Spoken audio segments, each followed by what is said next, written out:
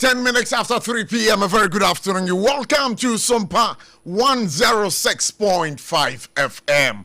For God and country, ene eye bujaye. Ene ye da Friday, 5th June 2026. It's the day. Na ene me bisa so ho to sing. Me gire pipa say, utiapo. Oho ye. Na ene ye fiada yi de biara da na metena se da fia dia me kan na se ene eye mortuary market day woni ade ato eni nyina me mamu nyina dark na me mamu nyina yakọ ewiase a ya bai ye nyina ye beko ye nyina ye beto na no wonse edo na e bisa se ewiase a wabai eda Nyankopon na beto ne nsa afre wo no dem pa na obetimi de siw wo betimi de won se siw bo aka se enko anya me de maame a obo mi sam ye Ghana ni edem pa na magya no wechiri enkyere ma ebehwe so ade akai me papa ben pa na me ba aye asase su amaba be pato dwendwen ho kakra ma me. Just take a deep reflection and ask yourself, say wiase a wo ba ye no sa ochire bi na wonni ho a den pa na ye betimi da kai o aye bone anase aye papa aye bone anase aye papa me gire bi say aye ni papa mu dia aye ade a ebeso Nyankopon ani say aye ni boni eso dia ehọ no de nyame won hwe w'anim kura just woni abronsam na ebesere na abronsam si de wo hoi aye anisuo tie aye wo hawo wo befemu aye challenges bebre aye na mpempia manfo taka say ye ni hell ye ni heaven media me ye Kristo ni mapa ene wie meti hei je be ka che onyina na say ye wo hell and then we have heaven, so choose the right way today. Ebusha for me mama kwa ba bio ye from me Kobla ABOTCHIE aka PROF for God and country and our sugusu awutie na kai say ebetwe mu akopem say nunum bebo apemu a ye be pege mu na ye de hot bite news no edi ato am so edi kan no ma me fa sida emfama abna ruthi say what is SOMPA delight edi breyen na say the jumadi etie no ma catch odada from Mondays to Fridays from 3 to 5:30, and we are always live on Facebook and on TikTok. But all share chakwan ewo Facebook SOMPA 106.5 FM Accra. Bomoding na koho, share the page, like the page, and comment on the issues anyway ye baba discuss ewa ha. I want you to comment. Be a part of the show always. And we are again live on YouTube. YouTube SOMPA 106.5 FM live. But you wedi ya wo ya boafo de bia rada no wo so asenema for God and country ebrewo 21st clinic de bia trasia ya kam hu nsama kirao sciatica ya de wo hoi ya na mpo no anya sciatica nko a se wo ya de na ope bebia wo be ko abanya ya santemu a me ko so akamfo 21st clinic e de amawo na wie e for God and country on SOMPA 106.5 FM. Time heba umesha eso ya sene wa we no mato a wontimi ndidi uji wanja me pato we dra time herbal mixture omoda roma so oba bo modern the man memedru aba oba wa himfie ho sisi hoye be ma so ojunso na jinso no bupai a e ma ne nkoye o say wo ba be wo ntafo prostate and ebe okoko ti bo modern we dra time mixture and in the capsules. Endpoint homeopathic clinic in a way. Yabada Masi, Dr. Dubuating, Doctor o brutal. Se ope apomode hu efutu a. Apomode hu efutu a. Me pacho. Endpoint homeopathic clinic. O se yan kan kire o se yare kwankro na adokro a che a wo je nwa nje no. O se bomodin na bra. Oba yade a wo bedi hu afi. Yare a wakwa enko titiri ni omo a wo manya eye stroke yade anasa njuju yade wo mo kampem anasa yade bia ka omo atumpem a sabre omo ntimi nsore nko a sabia me pa cho so wo obi ho sa number wo be phrase su nie 0244 867068 0244 867068. Again, you can reach Dr. Edu Boateng. It was 02742343321. Ufred Dr. Edu Boateng. How be a wunemu biano? Ususu huchrewa. Obama wakwanchere ama wade wo. When you maku anewi, wamaso asena for God and country jumadi no. Yede ebrewo. Na enchere pi ene yete say South Africa. Ayadia timemufo se da bi wo mpa ahoho wo so mpa ahoho na edenti na wo so mpa ahoho wo se nyuma a wo ye no wo se ahoho abaji nyuma na ye kronobo kronum ndubo ne ton wo kronum ne senti no wo pamo ahoho titiri Africans a wo ma settle e wo South Africa wo mu den eye edi woni juma ho na meni namwa na meko hu ade bi na South Africa for you know musidin so omo ka say other African nationals na wo ma ba ho aba beji omo juma eye no yempam omo say dodo na ba fie back to their various home countries na me say meni namwa meko hu ade bi no de meko hu ye na say aye abrofo na nkasa no sabre wo so mo complaini ba na abrofo no complaini muma ne yenkonko tie de abrofo no ka sesi yenkonko tie de abrofo no ka what we are planning in fact intending to do for you also, because we don't want a situation where we are saying employ our locals and you get people that are going to employ locals, but the thing is it's a big problem for the locals. Monday, you know the story. Monday is a problem. That's the point I'm trying to get to. That's the point I'm trying to get to. I'm saying to you, we will take full accountability. We give you the people. We ensure that they comply. We ensure that they come to work on time, and we're not even going to interfere, especially if a person comes and disrespect your business or does not follow protocol or does not want to comply. You've got every right to take action again, and we also cannot protect people that don't want to come to. Okay, and you know, dear, a woman and I say, aya abayana mushano wo abefontin tankese no so anasa moten and cancer siano. Asamo ana ho kan na say. Se sia no de. Yapamo eye other African nationals na wo mo free ho no. Ayade a South Africa for no. Ye pe adwuma ade ama mo titu Zulu for no. Na wo ko eye adwuma mu bia wo ko akopa adwuma no. Asama eye broni ni ka kire mo na say. South Africa for yi. Adwuma no de anke betimi afam o. But Monday no ena ya asam no. Was it Monday no ena ya asam no. Monday Tuesday no ena ya asam no. Eye dentria. Obviously South Africa for there. Tuntum for no mo ho no. Edu Friday, Saturday, Sunday. Ombe ji omweni sa. Even Monday no mu ji omweni. Ni senti no adwuma no ma. Enti de broni ne ka kire eye tuntum for wo mo South Africa no. Be ba to yenko ni ensan konko tie bi. What we are planning, in fact intending to do for you also, because we don't want a situation where we are saying employ our locals and you get people that are going to employ locals, but the thing is it's a big problem for the locals. Monday, you know the story. Monday is a problem. That's the point I'm trying to get to. That's the point I'm trying to get to. I'm saying to you, we will take full accountability. We give you the people. We ensure that they comply. We ensure that they come to work on time, and we're not even going to interfere, especially if a person comes and disrespect your business.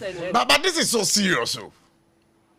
So say abrofo na wo mo South Africa ne kra hu ne say aye tuntum fo no Zulus no enya dia wo mo pay adwuma Jacinta no wase mo mfa aye tuntum fo no say asem sia yankasa ye bebem na we na mo so mo pa mo tuntum fo yi muti we mo pay adwuma eni je nko na mo pay obi ne kan asem South Africa. Yes, sir. One to be ribisa. And to a ribisa, no, so they are quite human man there. Not quite some mom. Hey, South Africa.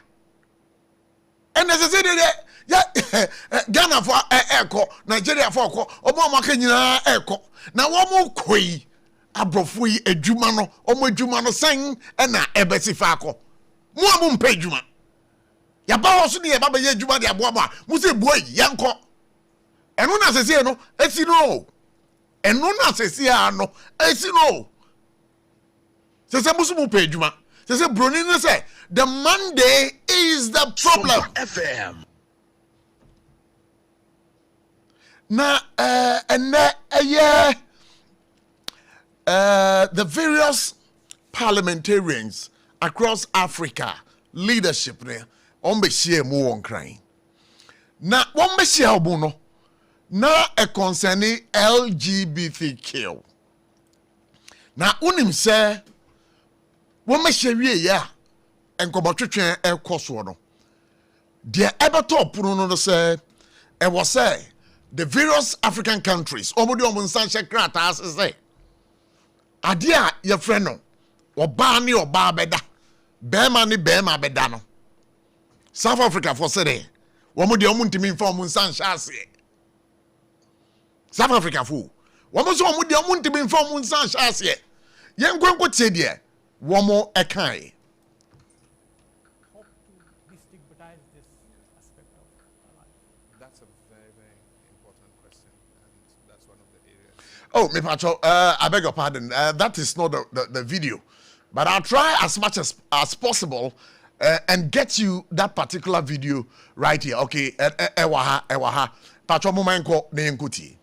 Understand where we are now and the explanation that you have given further, then I want to state that in good faith as South Africa would like to reserve our rights in not adopting the charter because it contradicts the Constitution of South Africa, especially in Chapter 2, and also it does not align with the regional and international laws that we believe in. So we would like to reserve our rights not to adopt. Okay, so All right, until the enoso edahono. The enoso edahono. Now, Ghana ha ye won. I have a challenge. I remember in 2011, your man Penya no tesu sisi eke bibi wabra na oye the vice president or is it the president of the Republic of Ghana, His Excellency John Dramani Mahama. And then okaye momenko di enkotie. After that, me run a commentary on it. Enti Ministry of Sanitation omahwe so efie wotwe I na nso kakra to omokoji sika wo World Bank omse ombe yiyi gata numu I chese omfa nye hwe no NDC ba sa Sanitation Ministry no yebegu no ni asan dia call local government emre bia nso beto bia yebe yiyi gata numu nyina se ne be ya nso no ba ebenya kwan na asin na nso a etayiri ewo mo junction hono. All right. We wabra na His Excellency the President of the Republic of Ghana now omukontoabo for the 2024 general elections. Udi asamo kai. Say womo ba the sanitation ministry no ayade o collapse no. And pass sanitation ministry no woma collapse no. ye bisa say omo collapse no and e ko see sen sanitation ministry na omo collapse no e ko see sen yente ye man panyin bio wa bra no mo bonto a enti sa ministry of sanitation a omo ahwe so efie wotwe I na nso kakra to omo ko jisika wo World Bank se ombe yiyi gata numu chese omo mfanye hwe no NDC ba sa sanitation ministry no yebegu no ni asan dia call local government maybe anso beto bia yebe yiyi gata numu nyina se ne be ya nso no ba ebenya kwan na asen na enso a etayiri ewo mo junction ho no A few. all right the sanitation ministry now wo mo gu no me bisa say akwakosi sen de mampanyin kan ye no say wo mo gu sanitation ministry na wo mo de akwakose aye the local government ministry na say de be ye insuo to a ye got a muni niema no ye be yi mu no ye bisa say His Excellency wadaroma ya to abana ma wawie akwakosi sen se insuo to a insuo fa eye akra enya akra nkwa kumase insuo afa kumase tachiman tunkransa na no insuo etoyi eche kwan mu mieru say who Ghana sanitation is our problem. First no dey enim ni say ye was zoom lion fo a wo mu proper krom omu yi ye gatesum sabra contract no ya jefi omu nsem no musemu dey akwa local government ministry and for that matter the various MMDAs ye dey ashe omu nsa na ye bisa say adwuma na omu ye no akwa kosi sen oman panyin ye bisa wo wadaroma akwa kosi sen se wonam kromo a efi poto wonam kromo a efi poto the various assemblies no ayade adwuma na yede aso bo nsa so mo nyero wo mo ye ana so mo nye na ye bisa se wo mo ye akwa kosi sen isoto a aya na ye ni wu sometimes me ye Ghana ni. But sometimes also, I don't blame the president. I don't blame the authorities. I blame everybody in this country. I blame everybody. Yankasa your attitude as Ghanaians, you know. Enkoye encheye. Kwabrani nam no di dia. Na what to take away park no. Na what to actually. Black polythene bags ababa ye common. Pure water rubber, unam baby obehu bi. Sa bottle drinks na abano, unam obehu bi. Bottle mineral waters. Bottles na nkasa unam uhu bi. Ekwaya efa so a ye di ehu ni aso man no. Enkoye kra. Me kan ubi. Wa utie me no so kan ubi. Bisa ho sa odidi wi a polythene bag no ehe na odeto polythene bag aduane na wakwakoto no odidi wi a ehe na odeto nanu insu a etoye me pa cho se wo bomodin na ode weni kire eye kromu a kumase one of the videos mesra safo so be show sa video no polybags nkwa a choku ye gotes nyina time. Me va chop it on Facebook wall. Go and see this for yourself. Wash. Wash. Me jaya rajansi. Can just imagine Ghana for you subain. Plastics. The first pa kasubiye. I say we nam hopa. Our hosep. Ate da ga if you are ko araga junction she plastics bottles in them na first para ko official me bi eni o ma ye ko se ara ho se ti busuafo ara ho pa ye ma ye ko se ko bo ni koma we wa ye kama ye ko ne tantanta e ko bo ni kom so a na aye idim raso Safo mami na wase wa hwe plastics nkwa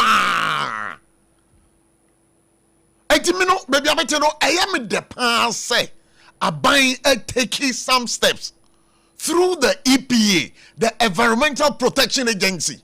What my say from January 2027 ekobiano enya dia plastic on beso so e wo Ghana ha. This is not the first time this conversation is coming up. This is not the first time.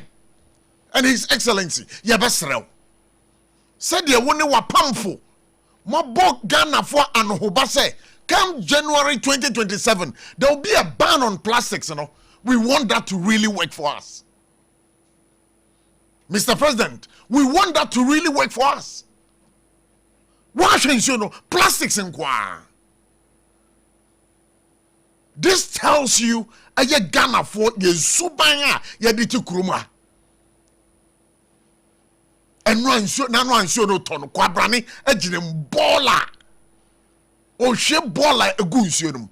Na manfo so gina ho he. Nipa na no she bola egu nsuo num. Na jot enso so ese twana no. Ya be video na kire mo. Na jot enso twani para no.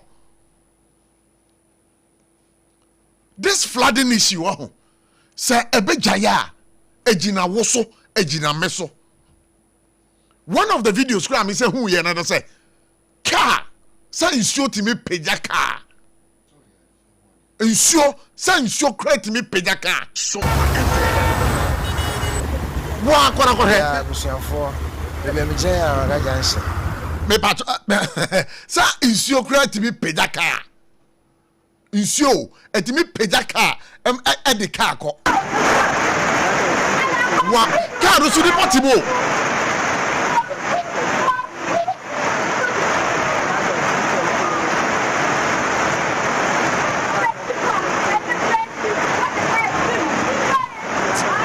Safo edu bebia na ye me yapa se me ye Ghana ni Patrick et say na wa de wo hui ye suban ni binie ye suban ena eda die ye suban ni enne ye ye ehun sunsu aso ni se okwabena ne tikam na wanum nsuo anasa bottle water. No, Patrick, no ato atwene. Time. Ensuo tabo so kwamna ni fie wura waye no. No abehwie gugata ni. Na time. Na ko toku obabi, na ko cause problem obabi. No expect say government. Enko say it again. Enko say wura no. Na dabi anya bia government ni hwegum. Sabi ye mampani. What was that? Uni baby amiti. I told the be then show to them phobia. I do be I am sympathize papa. Because problem no yan creative problem. Yan creative. Now why na be guy? And ya think yan creative problems. Yan creative problems. Yan. Now president so will collapse the sanitation ministry. Tama now omoye campaign no uba ye no collapse ade na share MMD DS na say no won crash den no we. Den no we. Ekuro mu won. Say ekuro mu. Now prof, what is ankrofo wenka? Ghana Hydrological Authority. Omo na wan mo. Sure. Enye na kammente za agrofo ni da. Omo ya hwan mo. Ghana Hydrological Authority. Omo ya hwan mo. Say yesi wo mu na se nsuo to ana se nsuo ebegiri fa ba bia drainage na yi ba bia no. Wo mu na omo hye se sa nyema ni nyina nsi. SOMPA FM. Ghana Hydrological Baba, Authority. you don't blame them. Nipa was ye blame you on ye wo enemy. And no crack. These people don't blame them. And then no crack. Because they are helpless. Ubekom grano. Scan was here releasing the bomb with the year Juman Gran. Scan and cop. One would deal cry and take Nessica. And then me research me na me copy almost. But young Corentia Branty way on the same flag. On the same flag. Jainu. Oh, na usudia na uye ya. Na usuye ya. Ye na usuye ya. Edieni. You concentrate here. Concentrate here. Be. Oh, Jainu. Oh. What is this? What is this? What is this? Jainu. Oh, na usudia na uye ya. Na usuye ya. Ye na usuye ya. Edieni. You concentrate here. Concentrate here. Be. Jainu. Oh, na usudia na uye ya. Na usuye ya. Ye na usuye ya. Edieni. You concentrate here. Concentrate here. Be. Oh, Jainu. Oh. What is this? What is this? One video we. So our delivery guy no. I'm say Kodinyam Branson be yenya yenu abema Desmond DO2 or ha. Ono ye customer for Emma Ghana National Fire Service. Ya beba sa video we so. Emi so ko kan bibi say. Hydrant nobody buy crowd na nsuo. Once the fire service will be nsuo no e de kire no. And omo bie tell say nsuo ni ma hwen. But manage fire ni ba ko no. Say do share the blow no. We say come try them ma. Debi because debi omo yesana na edum jafo no.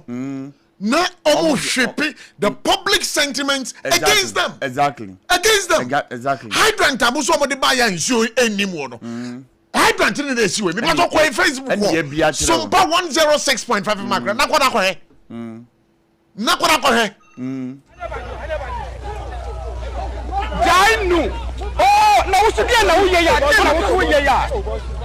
Ye na usuye ya. Edieni. You concentrate here. Concentrate here. Be. Oh, Jainu. Oh. What is this? What is this? Wow. But because Ghana, who's a Ghana answer? That be your number. One go come ma say. There be the young go fire for us and you. One will say that is the impression they are creating in the minds of the citizens. Of the citizenry. Yes. So they be yeah. Yankasa team before no. Ye bufu be call fire service. And when I say can e buy na nsuo nim. And omo bia. And omo bia kire. Enti ne eba na edi. Enti de eba muja na. Ai. Ne eba na edi ade. E to de bia team before so mo ye nhwe ya no kasa ye. Mo duebo mo pre papa. Ah! Mo pre papa. Mo pre. Hey, now what is the aba? Chirim. Dear Sam George can. Mate. Was say answer now ube access pornographic website. I don't know okay we show be. Oh, that for him na go here because somebody wa mumie no de mu ya no. This somebody mu ID card. What do ID card? Na ya hwe wanimu. Oba declare. Ya just for declare your identity. Timu amu pesa ade ne hwe. Esa de mi nyanzafo. Moment go to your Honorable Sam George in review. African languages make up only 2%. And so tell me how we're going to be able to translate our future to our young people. Now, the problem here is AI is driven by data. Artificial intelligence is only as good as the data that it generates. 80% of African personalized data is processed outside the continent. And that's why as Minister for Communication, we've given an instruction that every data that is hosted or that involves Ghanaian national data must be hosted locally. And we've put a ban and a stop to hosting of our national data outside in data centers outside of our country. We will host our own data in our own country. The estimated value of African data that is being mined externally is $40 billion a year. $40 billion. That's the value of our data that's being generated every year. How much of that comes to Africa as royalties from big tech? 0%. Not one peso comes back to us. 5 of the top tech companies, American companies, process African data. And just 2 weeks ago, Donald Trump signed an executive instrument, an executive order, mandating that all new AI applications must be submitted 30 days before they go public to the US government. Ask yourself, why is the US government interested in the AI solutions and tools that are coming to the African continent? Ask yourself, and I see my executive director for the Data Protection Commission is in the room here. I referred to him a memo that had been, or an agreement that had been sent to the government of Ghana by the US government on health data. Sadly, some African countries had already signed. When that came up at cabinet, I said to the cabinet, I said, that is not a health agreement, it's a data agreement. And we did a report in 24 hours and submitted to the president, and I'm proud that our president, His Excellency John Dramani Mahama, wrote to the US government and said, take your money, Ghana will keep our data. We will not sign that agreement. Because a US mandated health agreement that asked us to submit Ghanaian health data to US government for the next 30 years gave us no control over our own citizens' health data and said that any dispute we had will be settled by US law and not Ghanaian law. Tell me why they need that data. Very simple. US health tech companies are producing medication that is not working for the African continent. And they need your health data to be able to design the medication that they will sell to you and make profit. And that's why they offered 100 million, 200 million to all African states to hand over our African data. Members of Parliament here, if your governments have not signed yet, lead the opposition to that. African data must remain African. There are 5 concrete threats that I'll highlight here. Child sexualization, anti-family ideological capture. I could take my time and go into all of this, but we don't have a lot of time, so I'll just quickly run through them. Intergenerational knowledge rupture, cultural shame and identity erasure, and digital addiction that is destroying family time. Honorable members, your excellencies, it's important that we understand the danger that we face with pornography. And I keep saying that, look, we don't need to rewrite the script. Today in the United Kingdom, for you to access a pornographic website, you need to put your driver's license for them to be able to determine that you are 18 years. Ask yourself why they are doing that.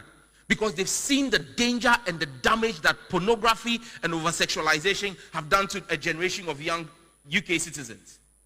This is SOMPA, and we're working with going to cabinet on that to make sure that before you access any X-rated site, you must put either your driver's license or your national ID card so that we know who you are and who is going to that site, to prevent children from being exposed to such content.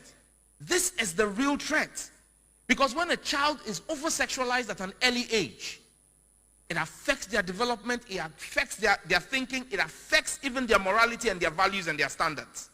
And the only way to break a people is to go after the children. Because when the children are destroyed and damaged, that culture, that culturalization gets damaged. The fight against Africa. Patrick, sir, what did the Sam George can say? Sam George na eka no. Was it a CRD?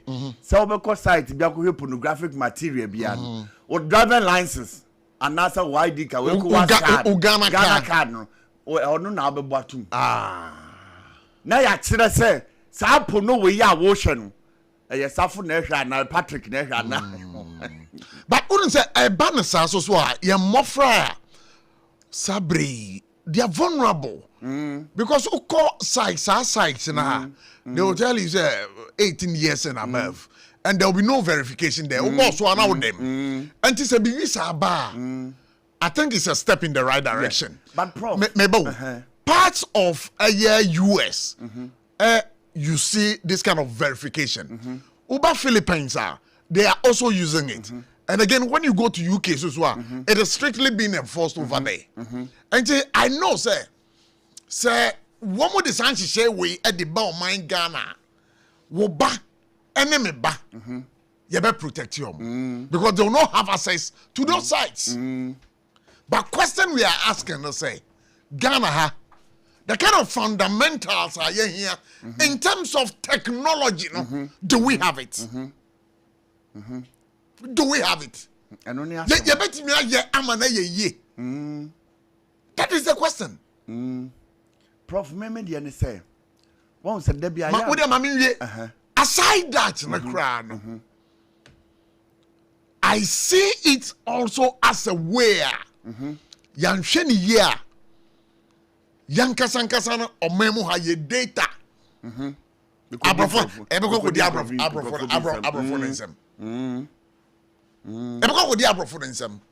their countries are ye nimwa. Sa countries need ye. It is completely banned. So why can't we ban that in our country? Okay. Nena me patron ne say me dabia me yam di Dubai betum fato ho because Dubai na me matena hopping. What I say? Matena Dubai 2 years. Ode yango twama me ndin komo embra. Yenya a cyber security expert menua Richard Kumado e wa homa no so Richard ewie yam akwa baba for God and country so na patriotic saying. Okay. Now, Cecilia, no, another say before you can access any pornographic website, as been said by Sam George. No, Sanchez say I was say yetimidi ye juma unless you have to do it with your photo ID. Yeah, bisa say Sanchez yeah Sam George di bay. I bet me ye juma I will mind Ghana moana. No, he said he was to propose it to cabinet. Now. Cabinet did to Mohamed Beko Parliament, no my bill in relation to that. There are two things he's talking about. He's talking about negative influence on children. Sure. Any the behavior of some adults. Sure. Now, if behavior of adults back here, pornographic movies or films, have a negative effect on children, then there's the need to protect that space. Number two. Say a digital space once your registration before access once your registration with digital footprint in the Bewaho. Other countries are not asking for additional ID. Now, you feel additional ID will help us in regulation in terms of crime prevention, crime prosecution, and crime investigation. And not to me, then in the law they will state it. And as a bill now, or they will state it. Then they will state what is nudity, what is influence, what is indulgence, and what activities within there constitute crime. Then everybody becomes clear. But these are all presumptions and imaginations. But there be all can say if there's one activity called pornography, one negative influence on young people, then they need to protect it. Now, yeah, because with the protection that they are asking, some judge has proposed, yet to be discussed, ABI in this country for onward submission to Parliament, and then Parliament G2 na audience of Mampenid in the Sasha Siena Baba Emrano. Se Bibi Sakusia, Ghana no, you share technologically wise, are we that prepared? Yebitimi, yes, I did, we are successful. Once is Cyber Security Authority is under the ministry. NITA is under the ministry. Communication Authority is under the ministry. And many of those ones, once they feel strong about it, almost feel they want to control our cyberspace, then they have the power to use and go through all the procedure just like any other one. But what is important is that all over the world, there are laws and regulations that protect people from activities I'm consuming on air. Just 2 days ago, and I say yesterday, Elon Musk and his group has been sued for some activities related to AI and online presence and nudity and negativity and porno and many of those ones. So, they are also all over the world. So, yes, it's in line with laws are yawa Ghana. This particular law to ensure that adults are prosecuted. Then they would need to look at it and do it in that regard. I was listening to the conversation around this proposal like this, Sam George Idiabai, and some have said that so yanhwe the year na ade we yetimi the year dwuma Ghana ha say udi wo license and our information because it's a way of sharing your data with the outside world. Now one year kasa as well. Oh no, but you are already sharing your data with the outside world.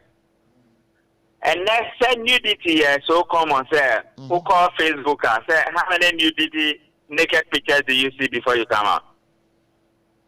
Or people are not aware. If you spend 10, 20 minutes on Facebook, how many nude pictures do you see? And then when you are passing through reel, say, I'm up for share. Is this stories or reel or something? Yeah, reels. Say, you see all those nakedness and all those things. They don't even ask for your permission. They show it. Who call word? You see nakedness. Who call assets? Nakedness. Everywhere, nudity is all over the place. So countries are taking, and with one of the AI instruments I buy, they can take a proper human being, and you're grown, proper human being. Now, you find the nakedness about before. Yeah, that is why they sue Elon Musk and his group. Wow. They can bring your nakedness, proper human being. It has psychological effects. It has so many things on it. But then again, with the nature of adult viewing sites, when you log on to those places, they will ask for registration. When you register, your data is already there in the web. Wow. And do you know, some of the people behind some of these pornographic sites, only intelligence organizations. Oh, really? People are not aware. And so we say the internet helps you to do some things, but because anybody and everybody can be involved in some things that me and trapping creative problem big brave. It is a need laws in your country to control that space now. Creative vulnerability among the youth. Now creative problem in the next 4, 5, 6, 10 years, most of your youth are destroyed. Many animals you see iPhone. The iPhone, you log on with your hand signature, is that not it? Yeah. But the moment you log on, the manufacturers and everybody in the web know that you are online. Every time you see phone, their locations are on. And I'm so sorry. We've lost Richard Kumado on the line, but we are hoping that Yensa Betimiasa can be na Yanatwa and Comodiano. So, Patrick, what you did, but I wanted to ask him, sir, once an hour Dubai, in Dubai and in some Arabian countries, majority piece, idea. Omo makwan kama won twekra enti me na Richard na wo ka bibina pass on no me can say some for you see phone na omo location kra was so they never put it off yeah enti bibi owo we are saying na am for them and then am for them setting say bibi a site bi a be search e online no the history is there about you hey of course, some other countries are. I think there are some countries because they were anti. I can't mention some countries, but of course, some countries they don't use SIM in the mobile. You have what? All right, thank you, Busha for what I have I covered is see that Ejashri Abasa Prof. Asamna ye papa kano. Aya no kure papa. One will say some of the sites na ye kono. Ebi wo aside me ho a omo geo details o omo geo bio data within telephone number ni the moment ubetumi aye ebi kwa ho omo say create your profile picture the moment I will do profile picture create your profile picture the moment I will do profile picture now picture back beko to ho they have the technology are advanced so they can match your picture no to know say no location as Google. That one question I can present. What advice would he give? Would it be always necessary say ubeja a year location esisuana. And you be busano. Okay, now my embisano. When you say Google ya use Gmail account ye, at the end of every month, they are able to give you every baby akonya places akoyina. Meaning that's why how they da. Baby me Google Gmail account. At the end of every month, at the end of month, no. Ma baby be alko bia and rako ha and then as alko say and alko say. Nana make Dubai asem. Dubai, uko Dubai site bi wo ha untimi nko. Adedra. It's a pornographic site. You can't view in Dubai. It is restricted. Untimi show pornography e wo Dubai. Those sites now obeko wa abeko sa pornographics. They have been restricted. Unya kwan ko. And yeah, Papa Sam George, I say, Richard, so sorry, but now we can say, so we use iPhone, this mana, location, this is why, yeah, that you bet me a tracker. So I'm asking, sir, would it be prudent, sir, we be our phone, so our location, no be dumnana? No, say, yeah, public education and creating awareness. Yeah. I'm talking about privacy. And why do they need their ID? This animal is that not? Yeah, that's fine. And I mean, my example say, the phone you are holding, crowd location was so. And see, baby, we are saying now, man, for them, so I say, inside of the first, I'm for to make a picture. Say, I am at the funeral here. Me the way in a call here, me the articulator in a call here, me the car in a call here. Baby, I'll take picture now. Yes, fat picture now. We know where you took the picture, the time you took the picture. And where you are. And you know, and some people also say, I'm traveling to here. You have shared your location. Then there are certain sites. You go there. The moment you click on it, it is registered. Say, you have done your search. And here was search history. Say, social media due diligence. There was search history about you. All the places you have been, all the comments you have made. When you see basic things like Google reverse search, any deep search, these are basic things that investigators use all over the world. So as for your privacy there, when you are online, meaning apart from say, Richard Kumadoni, some people are getting one or two beer. No, you are too exposed online. Some countries they don't even use SIM in their phones. Okay, say Chrome ha. Yes, say about yes SIM registration. I register phone now. Okay. Then I'm with the and this is MPP politics. So you are too vulnerable. And now you are too vulnerable. So there are some countries you don't use SIM. So you go there. You in this country you don't even have a telecom. You sold Ghana Telecom to a white man, and you share the money and spend it. Is that not what you did? You don't even have control over the communication and many of those ones. Site now, your president call any phone, any man. You will need high-level resources to be able to secure it. And in here, some they can any amount for I don't know whether that's the direction they want to go. They can set it in such a way, say there are certain sites that will not be prevalent in Ghana. Good. On himself, when you movie with America, on to me show the same movie in London. On the movie by London, the authorities will go through. If there are some scenes they think that it goes against their culture and their laws, you remove it from it. Wow. Before it goes to the movie houses. Only now they are government problem. They will ban you for 10 years, 5 years. And so there are some musicians that cannot go to certain countries. Yababe ball World Cup. There are some players if they are not careful, they will be banned from entering into certain countries because of certain infractions. Wow. And you know, ultimately, St. George's proposal now, what they are about to do, I believe, sir, it's all to protect a young quadano. Exactly, because the public privacy laws, it allows when you breach a privacy, there should be ramification, A, B, C, D. I am a big brother, I am a father, I am an uncle. If I am watching porno and that will influence the children around me, I am doing the wrong thing, is that not it? True. So I'm breaching their privacy because our space, whoever controls the space is the one who has the power to think.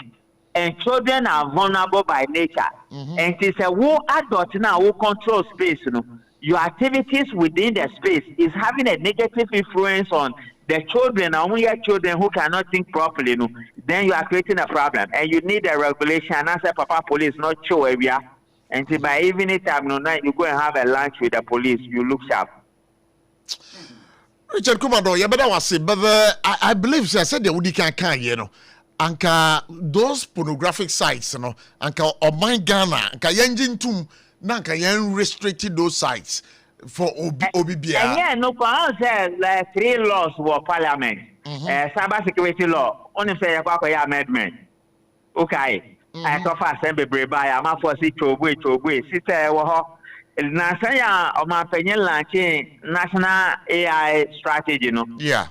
As part of the launch, you almost can line be almost a law be by your friend emerging technology bill. Yeah. Then there should be another one on misinformation, disinformation. Yeah. Because no a serious more than coup d'etat. And see, many of the countries have been democracy free by they have passed laws on misinformation, disinformation. They have also passed laws on emerging technology bill, which is strictly to AI.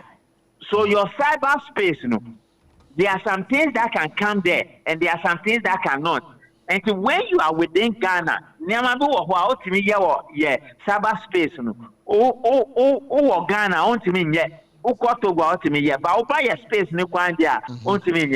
it's all part of what we need to do to sanitize and to streamline our cyberspace. In the next 5, 6, 7, 8, 9, 10 years, you have any problem, people. Just to recount a post I saw this afternoon on Deborah's page. Now, it was talking about Ghana phobia that one more USA. We don't say one publish you almost say one more criminals and any me believe it's one was supposed to know. And normally I don't comment on people's posts and all that, but it's a question. But some post now US for the Ababetua thing, it is telling me now that US for Nankasano, they have your data one way keep. And at one point in time, one bet me release it. Almost an example give us for social media handle, bro. Yeah. Yes, I'm a specialist when it comes to background checks and when it comes to profiling. What do you think they do with the social media handle before they give it a visa? And you know, I'm show with Chini who post in your man why I can say when I've said it on your platform severally. Live a hygienic social media lifestyle. Other than that, over your problem and opportunity to now say you're profiling to the 5th degree and I say to the 5th layer. It does not affect only you, but it affects people around you, your future businesses, your children, your nephews, your associations, your loved ones, your cousins, your friends, and everybody. And Tiama for call air, almost Kasaba hat, almost Ranyama Bahat, almost Yanyama Bahat, Ubanya problem. Ubanya problem and opportunity to almost cancel the reason. And almost cancel baby a problem in the but database, they share it all over the world. Ubanya problem and opportunity to. So we need to educate our people, just like in Ghana. Every year, October is a cyber security awareness month. Yeah. Media, we need to thank you people, particularly your station. Yeah. Because this generation, we have problems as Africans. When you Richard Kumado, I mean, never seen the way. So, thank you. Yes, that's a part. Yeah, Michelle. I was for SOMPA 106.5 FM, exactly 4 after 4. Yeah, trying one basis here. Now, yeah, ba me wo a DO2. Fire officer Ewaha or customer for and I said the head of public affairs Emma Ghana National Fire Service. Yenuano Maswa womu didja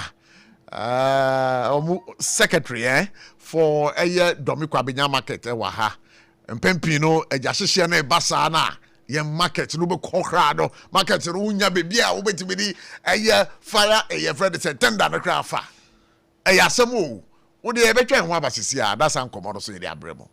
Munde dinam se manya foreign call. Hello papa, what do be a new? Se me feel London, echo US. Na no crowd wo kura from me boma mania. Na papa mo ho te say. Awurade aduma haboko. Na ko jejesi, ekwo bosim penemu. De woton adansi ho niam no so. Wo hye ho de. Oh, wo hye ho. Ekwo ba, mesi wo bodwuma kura sre kane no a. Na wodru US wan so manfo bondin sa na. Hey papa, US hakura de. Na ko jejesi company limited agiba bia. Wo Holland, Germany, France, Italy, London, Canada. Eba adansi ho niam dia. Obia se na ko jejesi company limited. Na matese wo bi depo kasie bi e wo kasoa. E ho na wo bia koto adansi ho niam. Na eye no kura papa. Oh, eye no kura pa. A police station in Chenhua. Hey, a kuoba sempre mono. Onye mereda. She, we kura no mi ensemua ene obi enfoforo yawo. Ba ko obu akwase paase kumase. Ene ba ko so pokura se nkran ha. Obi ase na na kodwodasi eye bemaba e wo dansi mu. Wato cement, iron rods, banding wires, and adua plywood and just say the board dance ro. Te se bibia e de hye e dansi ase de ko wie. Depo no nyina so eye tufo bo. Wodu kuka mu a, wodu kodwa free. Akra wuyi kaswa depo ene pokrasi de no kwa to nchen a wosa wobu akoteman Tantra Hill Iron City amanfrom wosa bie depo kese so e wo Koshiman Kumasi sepase depo no kwa da nchen a ebisu magazine road head office no wo bie depo kese so e wo da de ntam edwisu Akra road femeso opposite Alhaji Salia ampaba meboshen Tanoso Breman and a Manfrum. Numbers of for the Frey 0244 313 752 and 0244 41 93 93. Nana Kujesi Company Limited. Hey, a Kuabas in Primono. In the stillness of the morning, before the noise of the day begins, there is a sound rising, a sound of prayer, a sound of power, and a sound of victory. Yamawakwaba was SOMPA First Service. I was SOMPA TV, SOMPA Radio. Your early morning altar of encounter. Join Bishop Albesaki Kwambo. Onyankopon di fa wastrano ewiye brim. Enam nensaso ama onyankopon we ya honwade pi. Through this prophetic platform, destinies are aligned, burdens are lifted, and lives are transformed. We no butaiti to SOMPA First Service. Ewo homahe enye TV program keke. Eyebra osro ni asasi hia. Eyebro onyankopon kasa chenema. Set your alarm, tell a friend, gather your family, and let the Spirit of God reposition your life. And SOMPA First Service in Chawo Hon Hoda, a Yadra Kusi, if Yada Anopa no Nunkusi Anopanusia. Fawudani na Sheradens, na Erade Beye. Me pacho bra na me hwa de wo bagi bra aden ena so biem time eba me hye ya me ka se yi ba akun ani wayi mi ensen bra sanya time eba me hya esi agimi ni me fiefo enya de abako ebeso yen we de udi se ofa ni nyina time eba me hya me ka se me di wa dance ya heaven ena de me kwa akopie enti se malaria we draw ne time eba mixture enya anu ku de na nu oto a wontimi ani die no time eba mixture duro no ena yema wo oba a wafa afuo de wo ma akoda no fo ene akoda woni mfie dumienu entimi num aduro yi bi se obeto aduro yi bi anoma hwe se wakọ hospital anase lab ame yehu se wo atudie malaria yi bi ansa se opeta meba misha enru dudu etu a fo ani kire KNG Herbal Center ewo Emrom Abidjan House ana ba akoso wo atonso wo na akọ junction enu echi obenya bi atowo over the counter medicine sellers ene herbal shop dodo na em pre 0244 417669 ayo set time no TIME time herbal mixture afi malaria fever bi adani ziba ewo munu betu akọ FDA agi ejodi nkratu yi atu Adia special local foods abakade enye aduane ne aduane o ye wa aduane ne wa aduane enye nwanwa se Ghana ha ahemfo eyi akese word na akese party akese se wo pe baabi a wo be serve wo ma wo ho se ye buffet ene wo mo ye se ye local continental dishes a wo bi e cha nani a Adia special local foods ewo hacho atomic kwano so hono de entie fe ni local foods ne se enye wo mo ye aduane a na wo mo tentam tomatoes wa pro meko apro jena apro garlic apro no de aye aduane se ehya abontine aduane edi enye ni bisa dabi Haji esuro nyame etinye nwanwa se Ghana ha etitire se ministries agencies akese eyie ahemfo na nanom ahema mo wo mo tenase no wo mo si ye bedidi ye didi eziban ye didi a wo mo se mo mfa Haji special local foods efise hono ene ɛna aduane no ɛkɔyie Ghana ha bia wo mutimi servo Hajia special local food pese ofra ɛyɛ 024 63 59921 024 63 59921 and answer 059 479 7215 ɛyɛ 059 479 7215 for na with them 21st clinic ɛyɛ sciatica expert sciatica no o nerves na ɛwɔ wo to ase na ɛfa wo sire mu na ɛfa wo nansia besi ase hɔ no sɛ ho techema ɛno ɛne ɛfɛ ne sciatica na etimi bubu o to ase ka wo se dwe wo sire mu wo je ho baabi a ɛnyɛ na ɛno na 21st clinic ba yɛ adwuma pa wo mu yɛ ntia basobo ma gye no wɔ Ghana ha ɛne amono ne ɛnya asɛm ketewa wo mu gye international awards ahodo wo mu gye local awards ahodo na anu nso na wo mu bie the only sciatica research and treatment center in Africa bibrim ha no ebi ni baabi a gye 21st clinic nkoa wo mu de bibiduro ɛna bɛsa o yare no masa de machine aka ho ɛya yare sabia yare bia wutimi de kɔ ne mama de ba ko a wo ma gye din wo mu pa no ɛyɛ sciatica ɛna stroke nso de kɔ a diabetes ne hypertension ne ade Ghana ha baabi a wo mu wɔ hɔ enkran ha sese ye wɔ Tantra Hill runabout sɛ wo free enkran ɛba ye wɔ wonsa nifa so wo fra masaman so na ɛba nso a wonsa bonkum so ɛhɔ na wo behu ye 0540 311 311 0540 311 311 na 21st clinic still wo mu ye sciatica expert.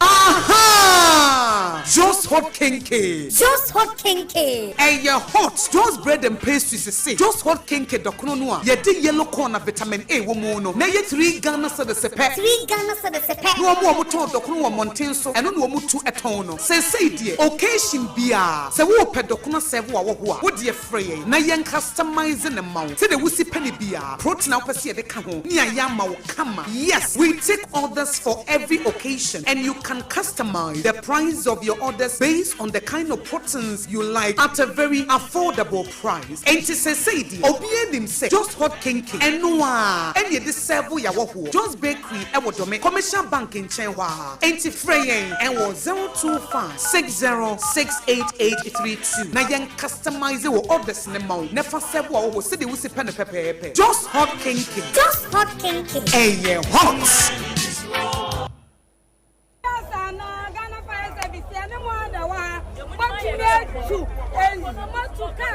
Empty. I see it. I said, I'm watching the day. You say,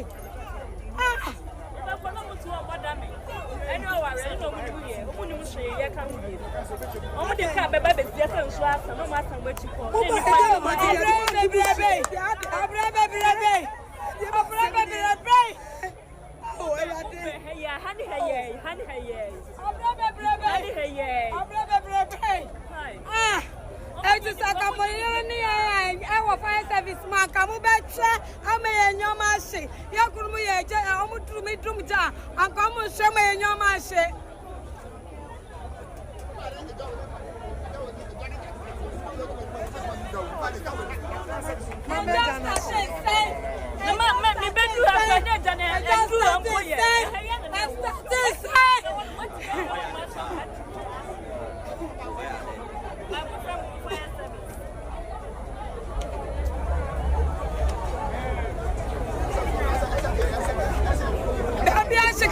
The empty car, fire service, the Minister, buying Mamuya Juma, fire service for the Eliminator by Mamuya Juma.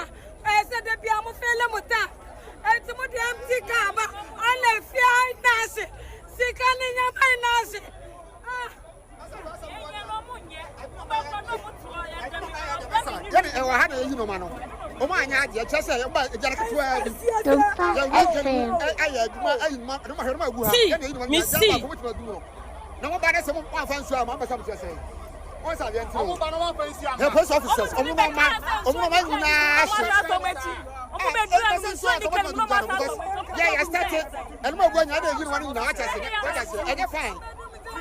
The whole post service.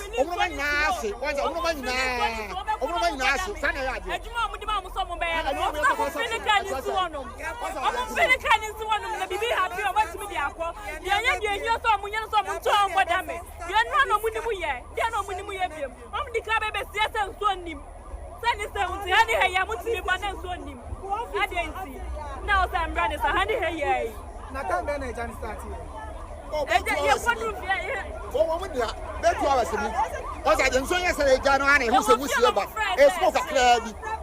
Yeah, from a month, you're not to call, the January, where's the doom, Jano? You don't want to that one. Oh, by no to kind of aqua saba. You wouldn't be a jam. Was a station, baby. Who makes me a fire attendants? No more rescue here. Oh, my quiet. Yakuno, Omonia fire service for. Almost so carry almost say so. Almost your baby, she say. I'm from Baji and Qua. I can't have service from Utimuya Tessa. Utimuya Day. Utimuya Day.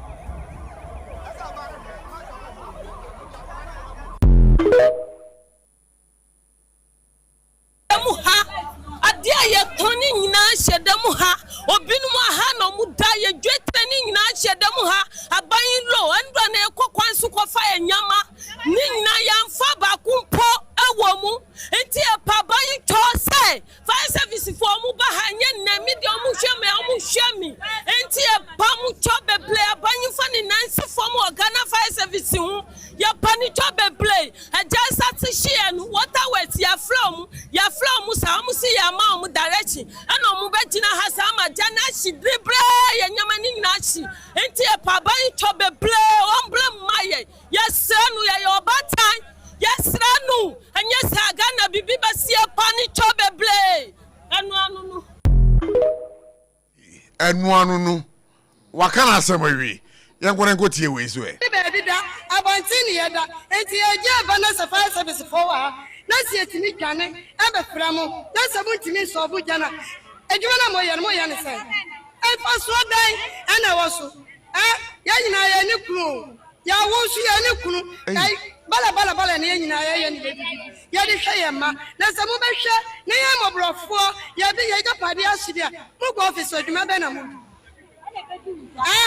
office wo ejuma be na mu di fire service fue daddy amutu ka ba mu sin suoni daddy amutu ka ba mu sin suoni na ni ejuma na moye ni sai fire service moye ni sai o fire service Accra fire service moye ni sai daddy amumani pa wu basa sana maye attention ade tama mutu ka ba ya ana ka mu bedu mu jana enkeje ya she say ade ana mama ya mobrofo ya mobosa ya da bonti ese ya da bonti ya kasakura mu fiye ese ya nyanka esika fo wunti onye ni kasa sikani timi ka tene se ka wanu tum ade tina e ba ne sa fire service for so ba na wo muso a business center Adamu ho or see police wife no di dan mamu se police wife bi begina ho se and again ka se obi koye busy ba no abeda ho mimi pa na mi si mi nko mi fi ametumi ada ho benya bebi ada obi anya police barracks wan na kan ye mimi kasa mimi si menimu bla my first one obi ahwe menimu the way omumu gina ho na kasa ye nyama nchi ana ye nka ho no anu na di asem beba na nyina ya kasam ye nya police wife nya ye ne omu na omu ti ho aho omu da ho no se na ye si enko fra omu da ho bla e bia police ni a obehu mimi ni mu se omu ni yire ni man mu da ho metuni a kire se we ne da ho onu ni nyama ni na hie papa no police form da no kan be ya he bla obi ho pa beji ho oba na obeyi na ntaletu ono ko SOMPA ni oda ho aminim se mu ni yire ni man mu da ho ni yire kitantafo adanu po ni nyama ni na hie papa ni feduma ba na ni mami ni nyama ni na hie anu po no yi ni jacket ni wo ho na odi man ni yire ansa na o hie anu na minim se onu eni sisa baku bi ona omu da ho apart from onu omu gu ho ni nyina obi eni ho obeka se oye police wife omu nyina omu da ho ha omu da ho se fon kwa obi di ho ye so ko hweto gonyama ahihye gu dan baku ma oho eye business center enti se ne mbegina ho na nyina ye di ho ye se ye di ye di agwa nyina na nyina ye gu ho na asamba ma obi nyi obi wo mu se enu onye police wife ntinu onti ho ntinu ni nyama ni ho Ayaban fie na enna yeti obi antua dan ka ho obi antua ho se ka ho. Yo, Abusha for SOMPA 106.5 FM for God and country so near. And there ye ka ejashishe ho asem titu nano ensu a etoye on the 3rd of June 2026, making us remember a 3rd June 2015 no. The other ko ba na say to do aya posi for dan bia wo ho eja to mu na eye ene ya mebobo nyina no eye woni a wo mu niema ehye yetitu yenuanom ma wetie eye de wo aka the saint no SOMPA yabomoden ato ensa frɛ eye wo kasamafo ema Ghana National Fire Service me no kasa watrase DO2 Desmond Aka. That's what I say obade adaroma yo bibi a kama de eja egusun kakra wetie yenuanom ma no sa pepepe den na obeka fa ho oh the meka ne se mame ndi kan nchia wahefo ne wetiefo the medin kan aka ne se impempi ne se bi obi ekwa ahohihia mu te se ja efa na ja pade a aya na ne state of mind no aya na challenge kakra because na ja pade a na ni abre enti nsem ne bi wo a wo ka ana nshada nyina so a obetimi aye verification hu se asema me kan be ye den pa na fire service be ba se ye ba bedum ja ne asa ka kire de ne ne ma hye ne se yamfa nsu amba wonti e ko minji ni se right ana se betimi asi ebi su ntimi nsin so enti sansem na omoka nyina no enye nokre ohun se mi hunu se de mi nsin ka in a standard operating procedure no it is never possible say fire engine ekwa akodumja ekoji nipa nkwa ebetu a free station yesi nsuo nim anasa akande a ebetumi aye adwuma e wo say ye no yesi the basic tools na nim it doesn't work like that ena obi a obeye saade ni bia onim say ye be yiwadi enti nobody will dare in the Ghana National Fire Service enti ebi nsi da ebi so entimi kransi so ho enti mi gidi se sansem kan nyina ne fare by gina tia omanfo no dodo na enti adwuma na se okay sisi aro ya to yensa fro wa ha ma enti ne mebiase antisi meba wonchen ma yenti ne mebiase se eja eto bebi na ye fremu na mo ba den na mo ye kane ansa na mo betiki action na mo take action you answer na me ya no answer kra na eja ebeba no ya boa ye ho won say ye wa fidi ahodo a yedidi enjuma nti tenders no kra na yede ba be ye nkofo mu ano ye wode ne water capacity no eso na sabiu kwasibru ni nyansan mu na ye design tender no okwa ma no ne a tenders dodo na ye fasu kra enya de yedigu yedi nsu kra gum because a hono wo robust functional effective hydrant systems are eye adwuma a chese tem bia no wokwa wonya nsuo enti ehu hiampo se tenders e wo ho no yedi nsuo begum because ye call ya na ya connect hose na ma we no na ye de ama pump no na ye twi nsuo ni free hydrant ni gu pump no ko ejane eso but we can rely on our hydrant na a hydrant no so no sabi onya fire service yeah asudie si hydrant Ghana waterfall Ghana waterfall but esan se dodo na animunti no na wode subo ni nyina ba bebon because yeah na wonim se ye use nsu ni didumdwa no but enye ni si hydrant enye ye nso so ya asudie ne se ye hwese ensuo enam hydrant ni mu a ye benya bi ni nyina ye water Ghana waterfall adwuma okay nyabotre answer na be call me question na me bisa no so no so say what's the relationship between Ghana National Fire Service and then the Ghana Water Company Limited? How effectively do you coordinate? Idea ye kama ye ntemu ye kama but when say esan say ye aban adwuma ko nti obi ha ne how I'm not here to speak for them sure enunti ayana mpempi no say me kan nsuo ho asem a kamenya ka won PR ananse won rep bi wo ha aka won no nso mubusa na obetimi aka ne how na ye nyina eso ye nim se nsu a yenya na ye didum gya no eye nsu a sabi o yemfa aduro bi angum eye de ye nom wo ye fiefiem ɛne nyina nso nim de ekoso Ghana krodiem ha a yensuwa ne ade river bodies ne ade a ɛwo wo ye nkwaye mu ne ade no ye de galamsey so krampo ye den ɛsɛ no ɛno nti Ghana water kra ka kyerɛ yen sɛ esanse yen nsuwa a wonya na wode pumping nsuo wode pumping nsuo no kra de mayen no dodo na polluted, so it is costing them more. And therefore they are not even getting the required volume to even treat and to pump for us. And into bank and crude they are even doing rationing of water. Into hydrant and so no in suya enumu yefie ya na FM. The hydrant is built on the mains of the water pipes na by yefie no. Into say o ye ko baabi na se ho ya to nsu mu a e kire say hydrant e wo ho no enya adwuma. Ye pensu a ye nya. And into one, see betimi ama a hydrant na aye adwuma e was a resource Ghana water. Two, e was akwabone a ye fa so a ye say nsu ano ye de galamsey so say no sa de na wo see tu ase.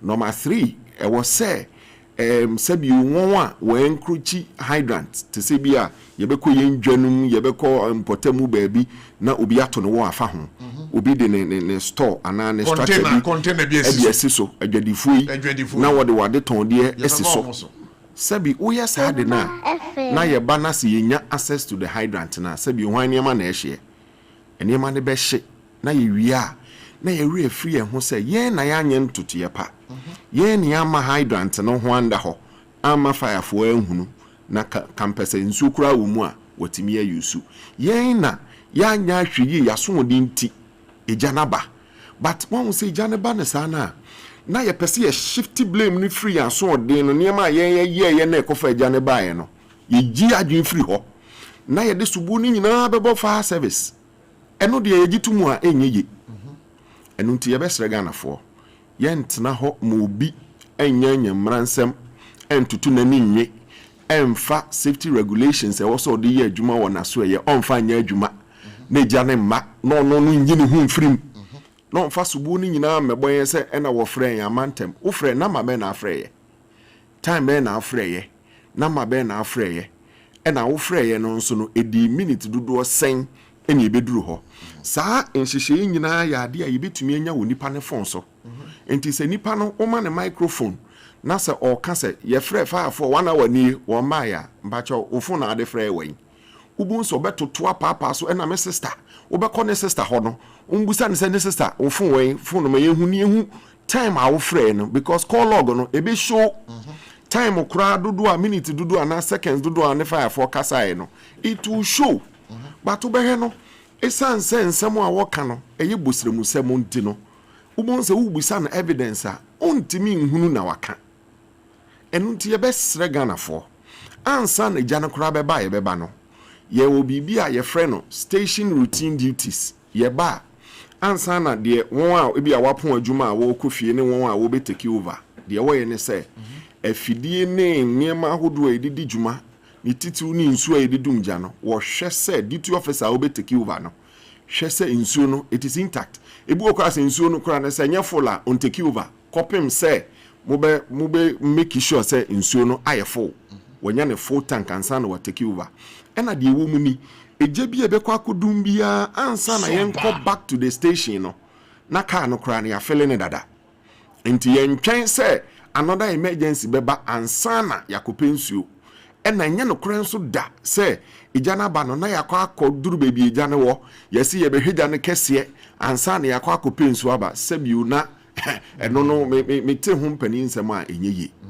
ɛno nti before sɛ igya ne bɛba yɛbɛkɔ no yɛaboa yɛ ho dada ɛna sɛbiu sobo a wɔde bɔ yɛn sɛ de bia wɔba a wɔhu sɛ yɛto dame yɛbɔ ware ne dudu ne saa nneɛma no ɛno deɛ yɛbɛkɔ so abɔ na die nti a ebe bolu du ne dame ne se sa ludu ne dame no yes mo be koso abo o ye bebo mi kire wo mu de tie ne se yes adwuma a ye no e owuo ne nkwa adwuma mu sabi se obi a ne kunu ye fire fighter ana ne nua bi ana ne dihye bi ye fire fighter woni ne di nkoma sabi niam obeka kire wo no tiefo ne ahwefo mfa nkyeme sabi ye ko accident scene yeah make na obi sabi ni papa utim se nipa ni watete ni ti da baabi ni nan da baabi ni nsono da baabi na dwen mu ni ti mu apai mo je pram no na ODT officer aka kiro LF Ampadu Mr. make sure say wagada sa mami part na wa hwehwe sa niema nyina na de egu no akora no na busua ba na wabefa na wakwa akopep ne baabi na wode na hye samfoni we na de bia ginigina ani so enti dame na mo ba mo behu se yeto ne oware na mo hu se yeto no eyade a psychologically no ye de boa ye ho se de be ye samfoni nyinyan no enko gina ye ni so se de be ya the next available emergency no ye benya akoma pa ne adwinumutie ne akwa akogye afoforo nso so mboa enti no sa nhihye na ha wo ka ho asem no se mutato dame na mutu ludu no aye ade a eka madwuma na nhihye ho internationally uko US Massachusetts Florida Charlottesville uko Russia firefighters worldwide yedi abropa na eye awreho ye mobo se Ghana ha ana bibrem ha no ye see fire stations a ye nsi no te sa abefo de uko baby internationally no kwa fire station ye see a ye gye hu nyina entinya dia obehunu se fire ni bi kra sebi wakoto na aduane ye ni pate semo a akomode yen ye wo moja nam ye muti se de moja nam mumu ya ye wo emotions entia na na akọ na se fire ni ti wono owe ne banku a wo de no no be ya asem se obekọ na omote wo se omo boda me wo aduane a wo die enti na ye den enti ye nipa enti mi eni di ana so ho enti ukwa amanone a fire stations ayesi nyina ye gye ho ekwan bi anda ba bia enti unkohunu se fire ni bi kura te ba bia oboda me fire ni bi kura te ba bia o ye exercise ana o checking the tools Ghana ha because ye nti adwuma na se no enti no yesi fire station na yesi ni biara sabio ekwan de da ho obi kura twam kuro hu se fire fo to da me wo didi ni ade enu nti eno na nya bone eka adwuma no ho se de be ya amho do nti obi hu kwa kire no ana se atoyinji misi a ye betimi anya adwunumutie ne abane aba be ye momoa enti sansem na amoka ne de enya de ye beja nne agya yo chena enti bo dame ne de me can on record because of the risks I take ene niema ye hunu nti no eya de a ye bekoso ne ye na aboa ye na tambia no ya dwunumu ada ho because adwuma ye ne sabio ukona so bi tiem bra mesro jeme me kai pan say I think say be 7 months ago somewhere eastern region and a truck bi kunya accident and a car no said the driver no esia car no ni ti no kopem ya amwa no hyem wa hyem for over 2 hours ansa na woto ye nkra ye kudu ye no eti fo mfa nchemi o because of the ekoso nti na mekeka sanse mu nyina na ubekọ na papa yi o hyem be 2 hours na ne voice nyina akora ekọ e wo se o man assurance yesra wate nti ni aba no ka wakoma to yem na ye twitwa na ye biebie ye rame na chese baabi ekwan amoamo ni nyina na wo se yetimi bie baabi wo se yetwitwa ni ye twitwa enti ko hunu saade we saa niema nyenya de we ya udi agro anwan hwe ya bua na wo twekra no na wuntimi enwe namda we me ka a story we dey asi asem so abrantie bi me boss mi na ka asem we kire na okofodia na accident bi by nipa body atete saa ene ye ka so onkofa the first time okọ accident scene ene okotam enipa no yese boso me miensa na akra rubusa na asem ontimi nya no wa yesren ohun bida enu tie besre Ghana for eniema ye hunu enyanyu sabu ubekogya enu ada maase adubenso se hefa fuel tanker bi na sabu eso fuel a ode ko na wakwa yi o filling station wa frɛ ne yere sɛ akosu amanu brao na me kɔ enti bagi usika ama wayi sika na de ama na yire o a o tu ka ne de akɔ animu ka yi se me nkɔ etoto no ɛna ode kɔ hwe po mu ɛma sabu ka no to fam a ɛma ejato mu amunum ho a ɔhyehye dwiribe ubekọ na chese enipa hye aye tuntum aye bibibi na okọ akọfa na ode akọ baabi ama ebusuya ba befa wo enti yesra mo pa eniema ye hunu ne eniema ye famu no nobody understands us ɛna meka no sɛ Ghana ha yɛtoto yɛ nneɛma yi a kasa bi oye nkosi fire station ɛma ho mɛdeda hɔ no wabehu sɛ fire ni bi kura to dame anaasɛ sɛ bi odidi ɛna ade abɛyɛ asɛmaka enti momma ebuo ni di a ɛwɔ sɛ yɛde ma firefighters ɛwɔ Ghana ha no enkoyie because sɛ yɛ kasa yɛ fire service adwuma si nkyɛn a ɔman na bɛbɔ Ghana entimi survive within the next 48 hours if fire service is not existent enti yɛbɛsrɛ Ghana ukwa manonia firefighters are held in high esteem. One yebu woko supermarket cry yama on discount. Woko fruit planer yama on discount. Woko baby grandpa ye nji wonsika. Esu Ghana au fruit trotro cry. Yaka cho say yes one front. Enunti ye best Ghana for. Ejuma ye no tembia no ye kuduro wu nkwanta. Inti se fire ni bi wo busuani no obafia. Yen wahoa no yen kansempa enfankyere no nanu ya wo so aduro ya brantie baako na okoyi obi nkofo mienu a waka abudam obo modin yi won ono de wanti bi empie ode ne nkwa akutwa so e de ama afoforo enti sabio wo de hye mienu ne yi won a enti ka onna nyame ase se obeda nyame ase o anya hwe kra no obi de ne nkwa atwa so na sabio yakọ eja yakọ ye no nso no ya ye assessment ye hunu se live wires egugu ho sabio live wires any ensuo enhia wodi nsuo kogu anyinama hoden enhoma electricity wo mu a you will die because of electrocution. This is science we eyenimdie enti sabi se wonim sa nimdie we ya you don't have to criticize us unduly but let me come in here sa some na wo kan asisi ase Ubeko fire site, who live wire, and then you and you can say utunsu good genum. Ebia utunsu good genua, a betimiama electrocution abba. Na mukudua, aya munya butre, echre, womwa, e woho, at kudentia moon starting tunsu gujanoso. The atene say, ukudru ha. Because Ukraine information bia nyadia unim information bia baby awokono. Ya frau say asem na aba sebi ono kra na ho ne ye ne dia no kra wadwane because eja aba ana say de ekoso ho no ontimi nyina no nti ono kra wadwane nti wo na wo kọ no wo de won kwa na wo de kwa akoto chacha nti se wan ntimi anye sa assessment na you will just die e wo mu say fine e kan adwuma no ho say in the course of say ye gye nkwa na ye gye japade no wo betimi afamu awu eno so nkire say one who pass a danger ni oseme konoma kwaku dabi no human being in his right senses will do that. So back to my question that I say samuko do onam hu bibisa 1 year around no mutimi catch them say no it is not about time say you be tunsuo because of this live wire mo de sancheche mo ne ma wo ye ka kire won da nanso won a wire wadwen say wontie because sabi onim say na japade na ehye mo you are just wasting time sabi sa time no o kan bibia kire na nyade a na dwen no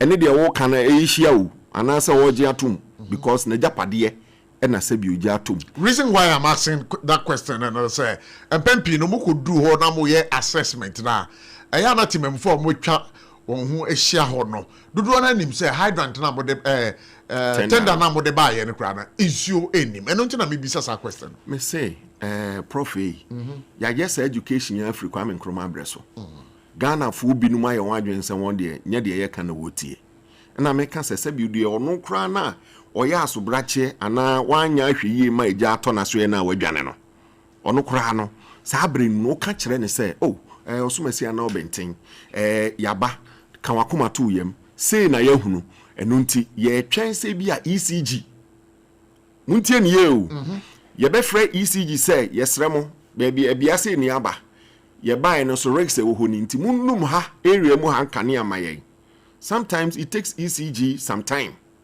and sana watimi adum nkane na amaye na sa asobo no mo de bo fire service a enye ye ya kasa asem we fiti emretantini enso Ghana fo bi no munye wadwen se wobetie ena ye nso so sabio yakoba bi na live wire wo ha na ye twen ECG se wobedum nkane a ye hwan ho se ye kotunsu aguso na sabio obi akwa kopra na obi akwa kowu menka Ghana fo ya na no last year men shadan kaimant ne papa ye ko nima se ye kwa akodum eja efie abonsan to aso ba ko ne ja tom ye ko ye chese ye ka bibia kire nkofo ye omonte ase na edan no ba ko eno so sa naked wire bi wo ho na ye ya ka che won se ya free ECG ya ye krado wodum light ni sesi a ye bedum jana mamo ejana nso na no ayede na spreading nti de ye ne se ye bie nsuo na ne ato ya sa atum se de be ya enya continuous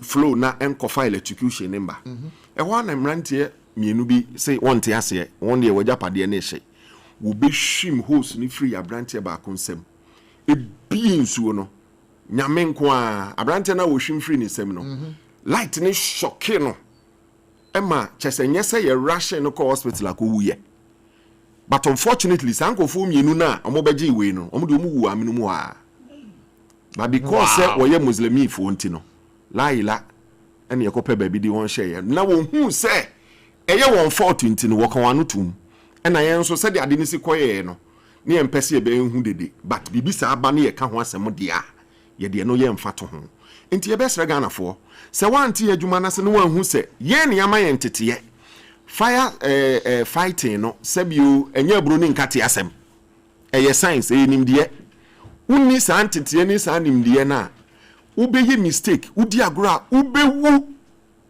enunti ne ba fire scene na yesre se won wa betwa ho ahia no wonye den won ko won achi won ti ase na wa ba be fumtuma fra ho sebi explosion bi na onye life insurance bi ama ho sebi won sate ana 90 na pura na di dem a wadi dem forever na so fire fighter ne de anya hwekura no or government workman compensation na anu kra na ban kra asa announce say koba se upra kra ja wanya hwekura na nye 50,000 iswade na nso eye den because ono no at least some form of protection bi won hunti no obenya ne nkwa didim na won so enti ebra wie du se aswodin ne menteme wase ne akaka bensem ani nsem hunu na sabi yedi kire Ghana National Fire Service no moma yintwa so. All right, na atore bi so a ayetimemfo asamba ko musa kana no say ajato be bi o ma frem wa enya de a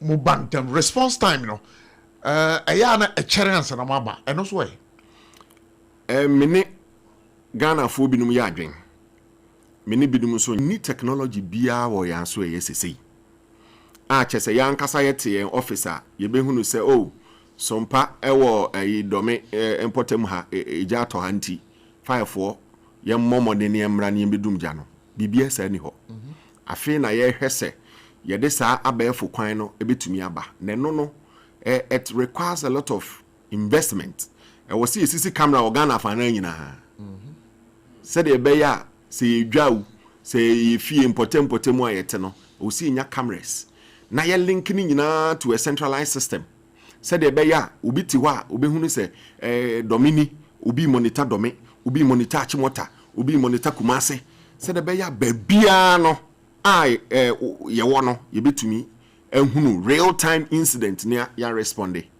Number 2 enya babia na fast station wo sabi ye chichiri ye nkuru ahodo a se odi kuru ho no twitwa nsase a mekai me district municipal fire commander me call assembly meeting na ye approve local plans a ohene no se wan di market baby for fire station a me mensan nti ho na maka che odi kuru anana nei misraw my asase a edi besi fire station sabi wo be kono na ya di market baby high police station because ye hunu ne se eno de hu hia yen but yen kan hunu se kronfo bi enu wo betimi aba betam do me market dia ko hye ni fie.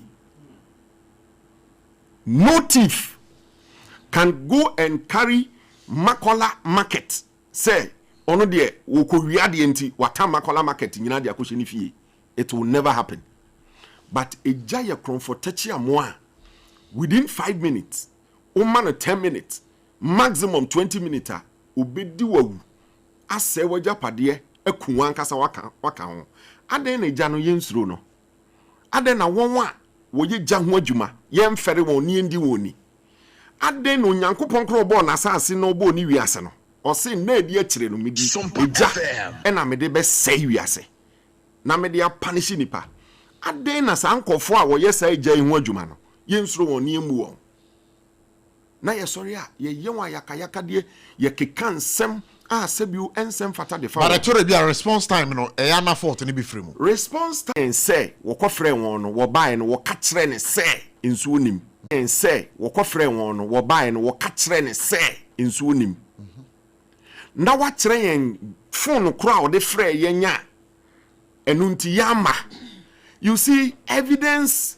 is the order of the game enti saa anamo a yɛpɛ sɛ yɛtu no yɛpɛ sɛ saa enyamra nsɛm na akɔso akyɛ egu yɛ ho fi sɛ wonim sɛ saa nneɛma na ɔmo keka no yɛkɔ baabi kora na yɛyɛ nkyerɛkyerɛ a oh firefoɔ deɛ mo yɛfrɛ mo kora mo mma saa na ɛhyɛ ebinom tirim oh firefoɔ deɛ mo kora no mo ba kora mo amfa nsuo mma saa nsɛm wei no kuri bi anim ɛno nti response time no deɛ sɛ betumi ayɛ papa wiase nyinaa deɛ yɛagye atum ne sɛ ejaba ne ebetumi agye nkwa ne abɔ ejapade ho ban deɛ ɛwɔ sɛ within the first 6 minutes yɛfrɛ firefoɔ a yɛhunu yɛn na saa bere ya yɛni fire station wɔ Ghana afa na nyina na nkran krodua mu akwache motor kora yɛni ɛna even grab traffic kra wo rabafoɔ wobɛbɔ abɛn no saa mu kwan ahodoɔ kora ɛnyɛ sɛbi obi bɛfrɛ sɛ wuduru memuna junction no so a maame no toto kɔkɔ na sɛbi saa da no maame no sɛbi ne ba bi yemu aka no wantimi ama na yɛn kɔ ne ankɔ ankoto na ne yɛyɛ ne den ɛntire yɛbɛtumi aka no sɛ deɛ amanfo ka nyinaa no fire service for moyɛ holier than thou mfumso bia de mfiri mu ho na enti de me ne won nya adwen ne sɛ ɛna madi nkan ka sɛ yɛni fire stations wo baabi a nti sɛ yɛfrɛ depending on baabi a atɔyɛ nkyɛm na si na na sɛ gya na tɔ no sɛ fire engine ni hɔ na fire station ni hɔ a obetimi aduru hɔ within the first 6 minutes delay bɛba now okay I mean you sɛ tender kora sɛ me fancy station hɔ na sɛ tender kora wɔ hɔ no kora so asɛe a it was set the nearby fire station na ne tender ye adwuma me no say ba eno nso ebeje mre say eba traffic wo kwan so e kwan ne nye wa man correct address na afi nso so sabio ebinum nso so efrɛ na wa abra enye no kra ye be waste resources free obi frɛ us fire service for ye na me credit asanti mo ma me credit nsem hu na te sɛ obi nso be frɛ ye me maame bro me papa mesra mo momra eja dam me maame me papa mu momra na mo medum really asempa na me ka kyerɛw ebi wo frepe no te say oba voice pe mere dada weekend me pese me no ko ayi o enti mesre Ghana for a emergency number it is meant for say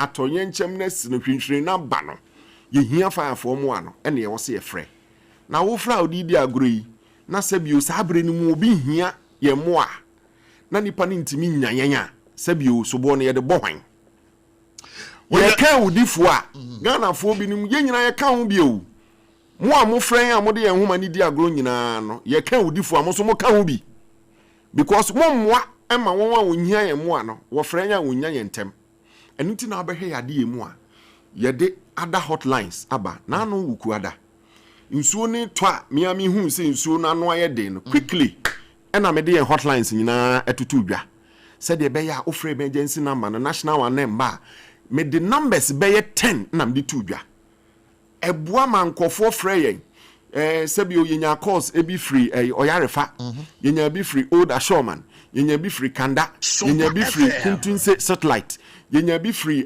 your friend is saying adenta new site yenya bi nso so tudu makola enemi ya hodo enti nyese fire service ye yakwadwofo ana sabi o ye tipon so sabi mi amete hai ma bon wo ma asua wo ma di nwoma enti adwuma ye no yete ase enti sa aban aboye ho ka wa mayen entete na yemfa mesom ne aye krado se epese ye de somwa na mu ni eni na bibia ni amopese mo de subo ni nyina wan kasa watu uja na wan kasa baby out here no unim se waya asodin a wadwane afiri ho no uwie ya se wo frɛ me mama na ma be na de frɛ kra untimi mmɔ nkyerɛ me okay we dey nya botrema be na better ba won chain or I believe I should do this before na me call antisio ejata to eye edwa huduo mu Ghana ha muko a oha ben na munya wahu say market fire edwa huduo a yewo no yewo modern market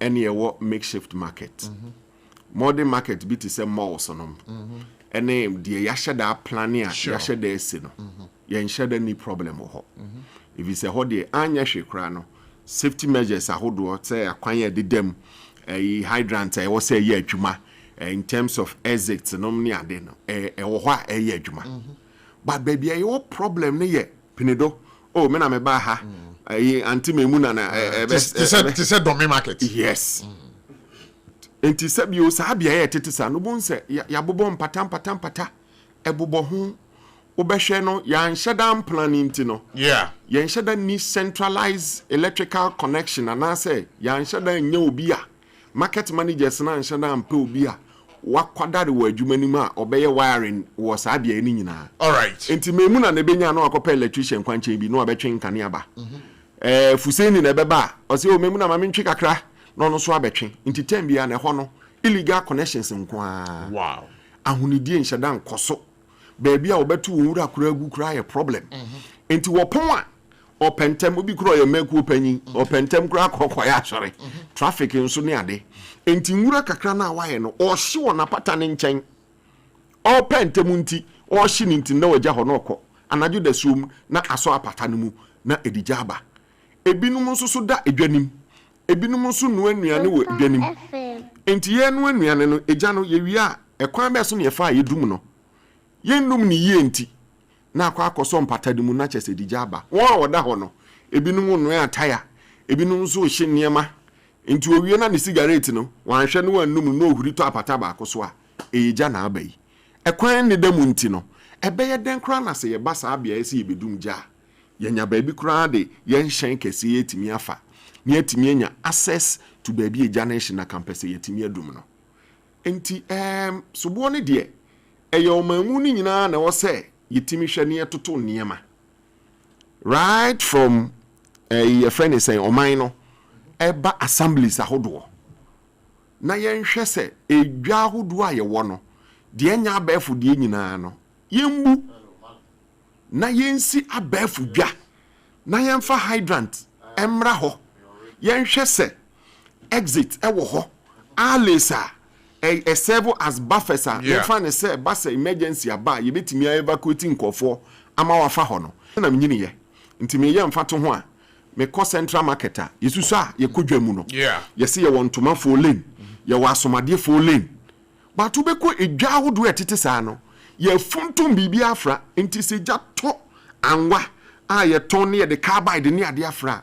Could you imagine the kind of reaction they beba? Ma ure so ba me na ma ko antisis yo sisi na me ni baby sa antisis asamwa opinion pai kan ewo mu ana ba ma nka say endpoint homeopathic clinic so ya me pato wodo yade ekodan wo mu a me pato mfa yade no emfa mba fie bio Dr. Duboaten se men kan che say sempono no obi a wanya stroke wanya njuju yade wakampem wakafie ana yare kwankro bi adukro bi asa nipa no ontimi nante nkwa ya asabia mepa ocho say bompaye na shew na kachire ho say Dr. Duboaten ewo ho Dr. Duboaten say wodi nipa no ba ono ne clinic ho a yade a obetimi aboa no na wahwe ne yade ama no ho atono Dr. Duboaten number ni 0244 867068. Again 02742 34321. Na anya stroke nkwa yare kwankro bia adokro ache. Sa wo ye oba wo ye bema wo ye akoda wo. Nkaka ye nua number ntie ni ye. Sa wa unya mfefru na opeso fefru a. Wa ya emma me pacho Dr. Duboaten se bra.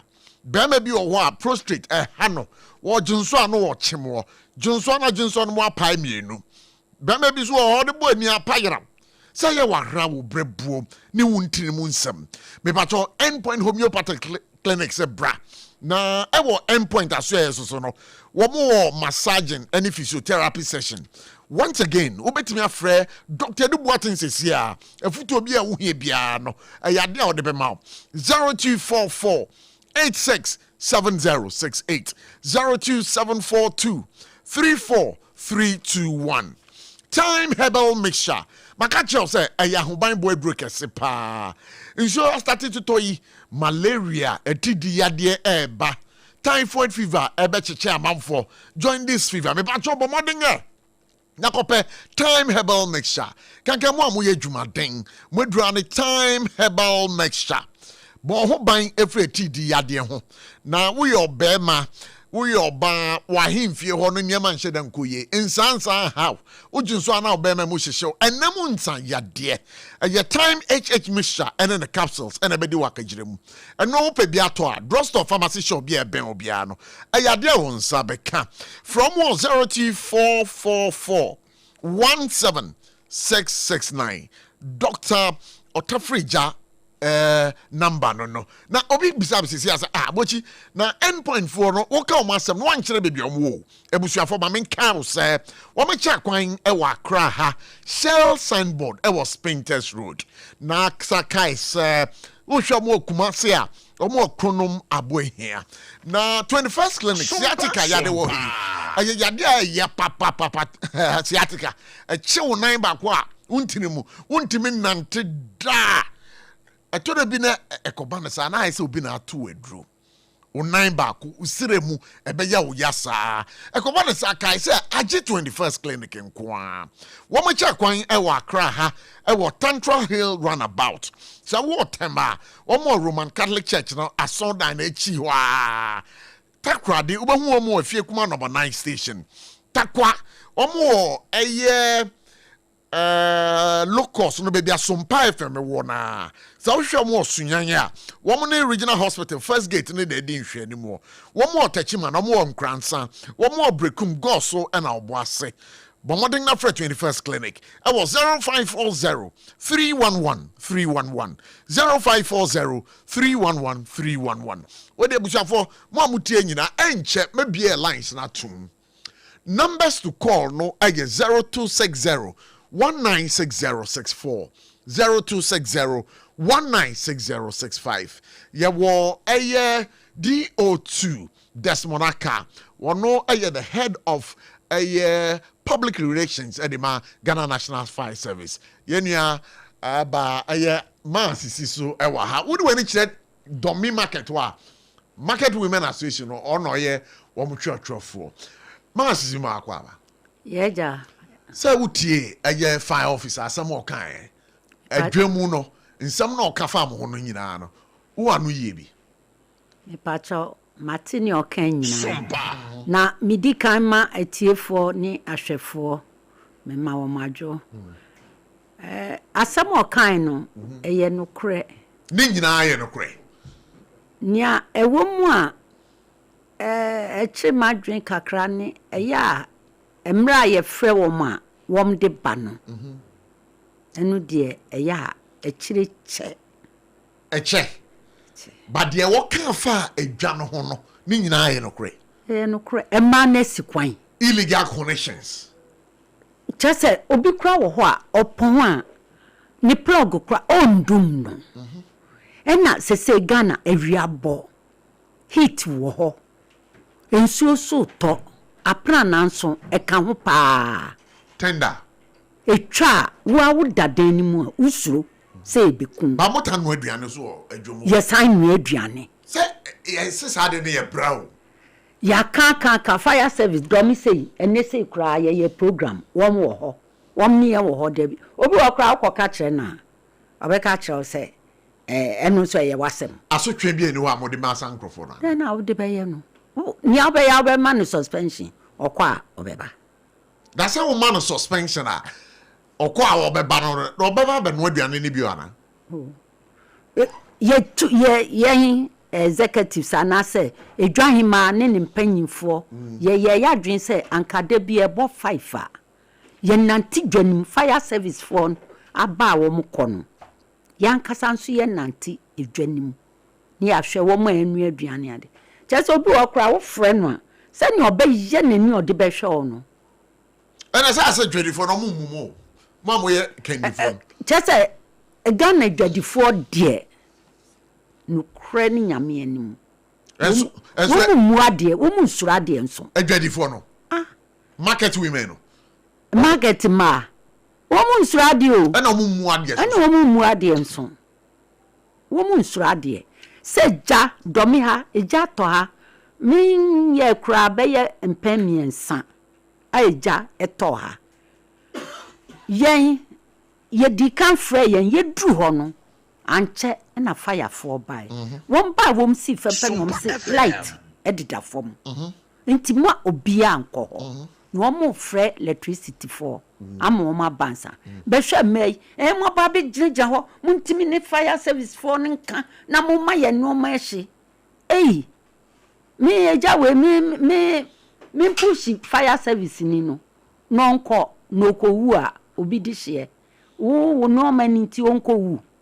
Ghana service Ghana fire service for no. Woman kasa no, woman ni aka de. Abrochi memu baby no. Wom wo fire jacket. Se bia nyami kan meboa. Anzi, na just say mo edwadifo na kasa na. Akasa mo ye how e de Ghana National Fire Service. Ye ma service for ni nyina, ye ma police for.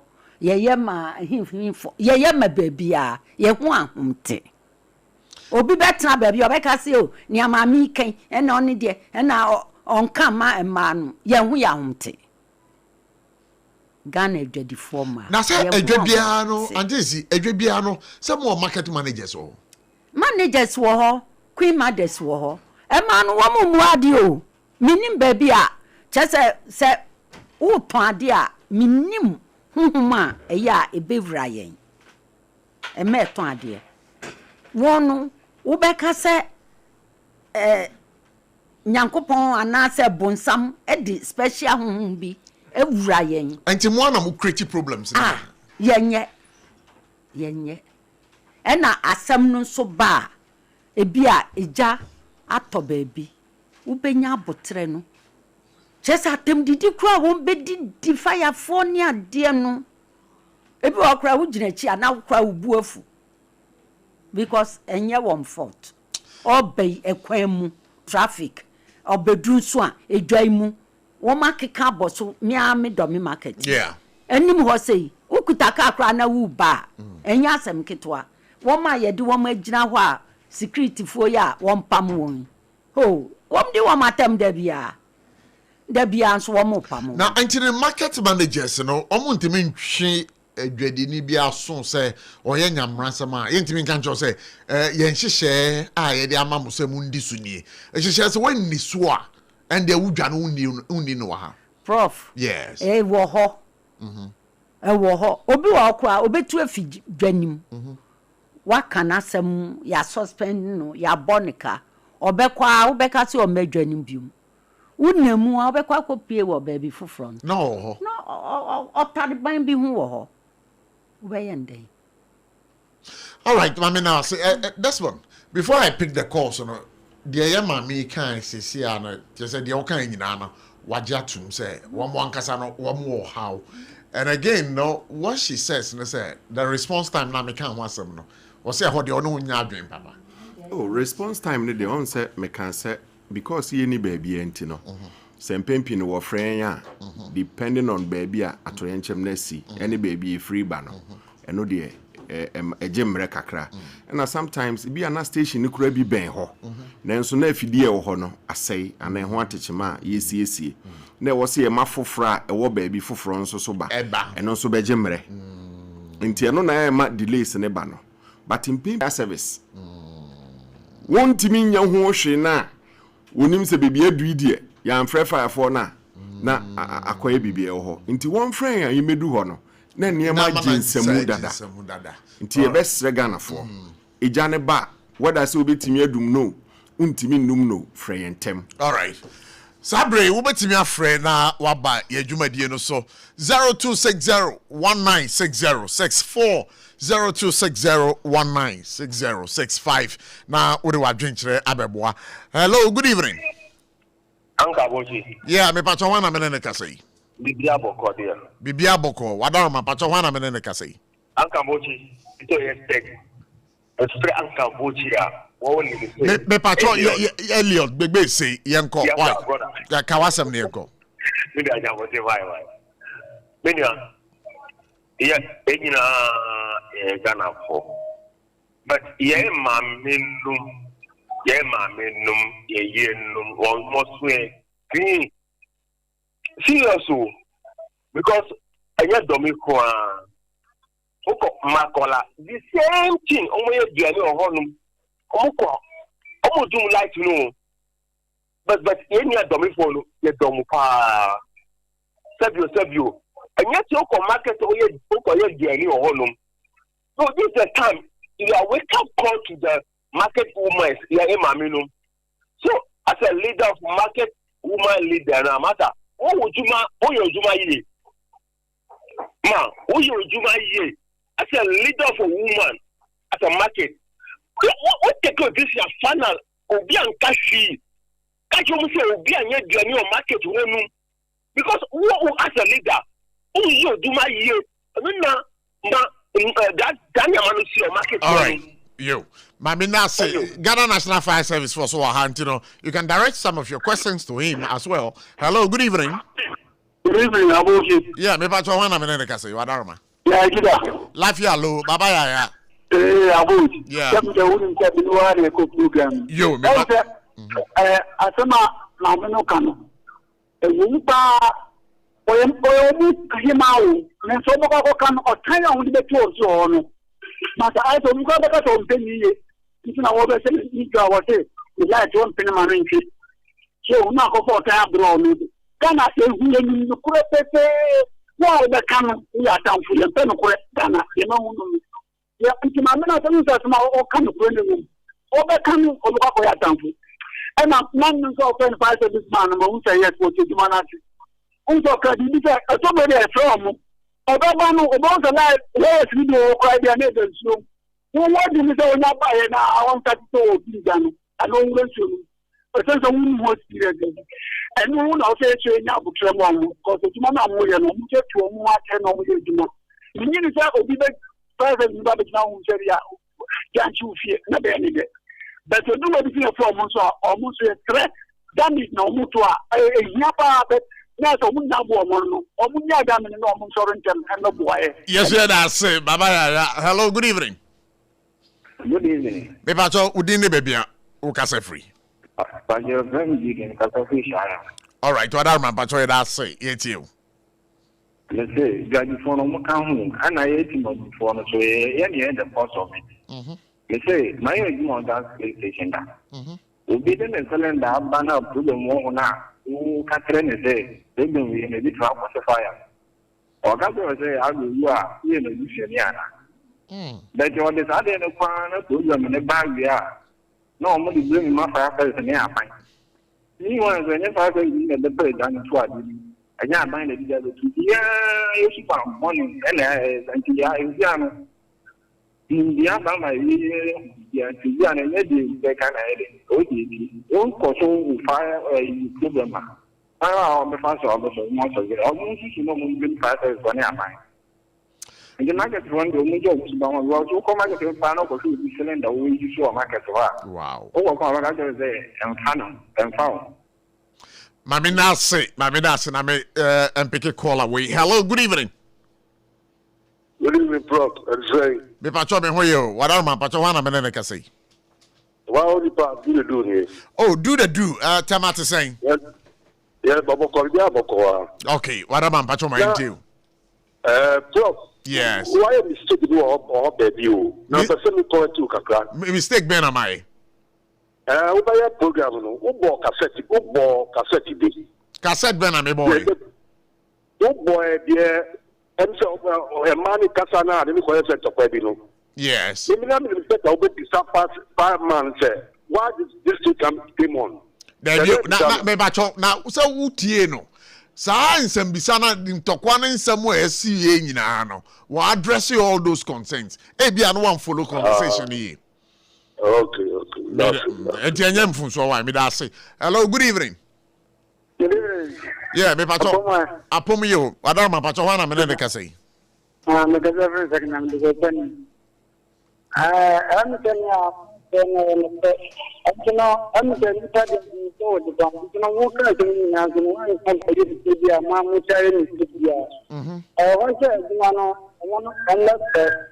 maybe doing things in direction and not to be and you know sometimes you know any problem from so we tell you the way different thing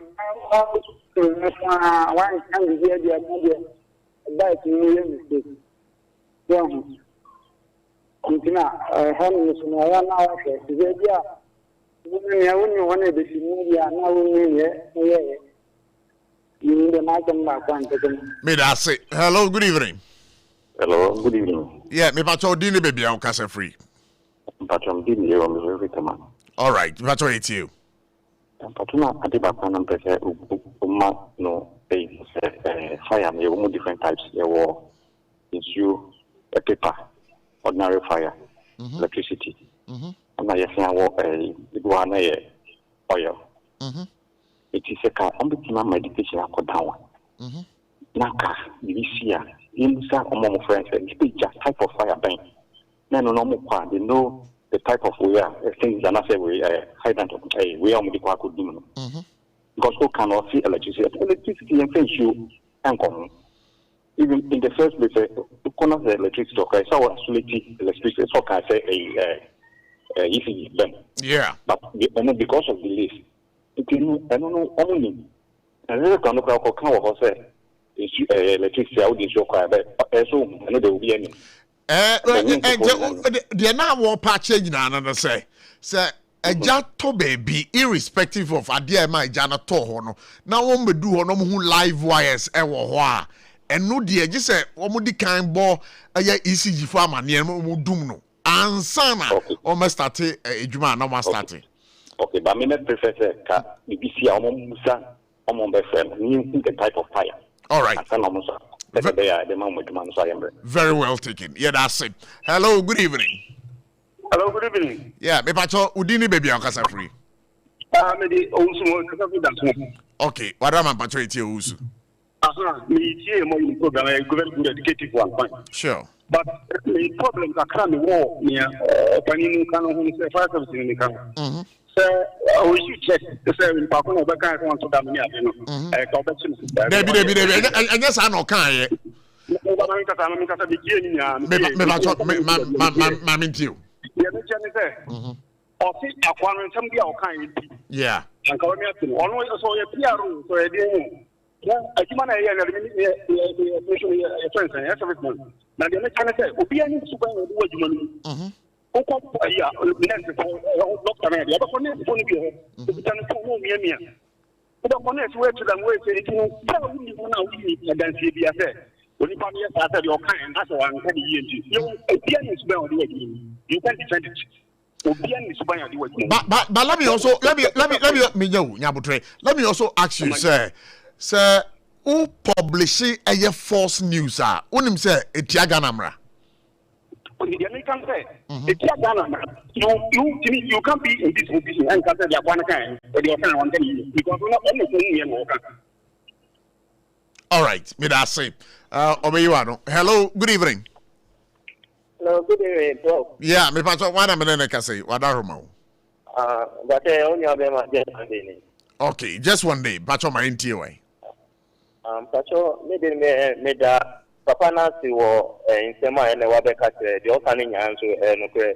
Pacho me pese mi bisa assemble ko se fire form the village aso omo bisika na. Se fire for bedum ja. That's one. I believe you are taking notes. Se fire for bedum ja. If just say obuji scanner, me pacho be you one why? Pacho because the thing all the man na e dia fire me start wo mu fi ni me mo mu kili say ye omo be sika person ki omo ti mota na de na ye person na e na me bi start a question na mo mu say fire for be dum je omo ji scanner e pacho bi tanu mo me pacho be you one. Hello, good evening. Good evening. Me pacho what am I can say? Our prophet and started Alison from my grand studio. Yeah, that's it. Yes, it's you. Fire service, you man, a Yami.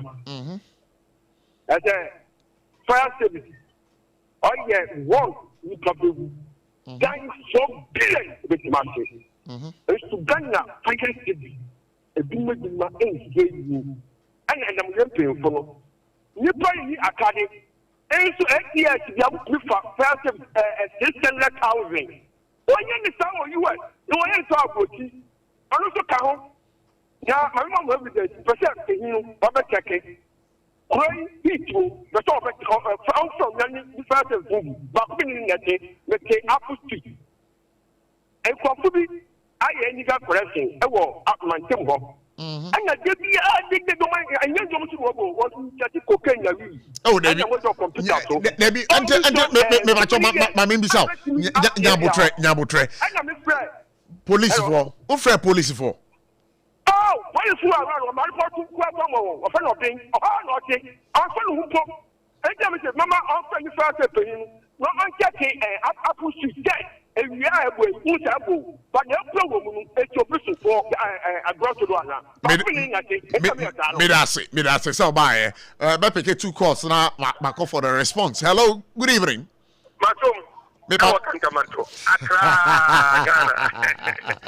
I remember my deal. Why? There be unchebi and you go with him. Your cafe has someone there. Fire service, you me or robot said to me, who say, and you know, almost better cry for it before. I pray before the bribe boy. Oh, there be. Oh, what do you? Was it? I do want to fire service, man. I tell a police judgment. A police judgment, now our life is the only life is you. For our life is the brand. Oh, you can move my discussion home. And the fire service one, yes, I don't know what to say. I didn't know to me two car. People, I'm going to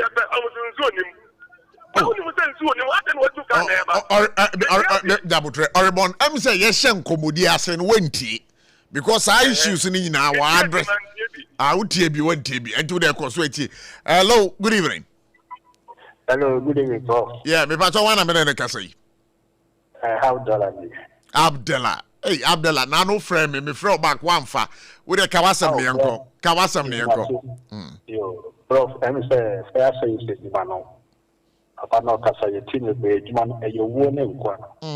Na Ghana for so yemwa ye ejuma na ye omo ye na say yen so yemwa ye sie. Say you say o pie fu pia. O electric that is go to do na. So the from na so mo ba e network na use Ghana use na MTN network it. You mean say fair service for omo other network community for TV. No. So we say ni pa de function ni pa. It be by interest na de ka omo ba e ni so yemwa ye no man ni timi koye ni. Abdullah, me that say so by ready so enti me fa call be abuse. That's one. What ye a your callers no. Me dem say what take notice of a deal mo aka no. You were just be 4 minutes. Me person they react to the omaka no. Yo, you better say the di kind you obusa say ye dum ja ye jiska no. Jedum ye jiska.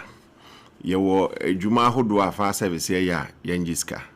The tese bia obi ho aka adwam rescue and evacuation service ye jiska. Sebi obi koto amanam ni ebeyi na ye jiska. Sanso no bi koka bansoro. Na no kra wo begro ho ba bi krama bi koto amanamu. Eno kra ekoyi no ya jiska.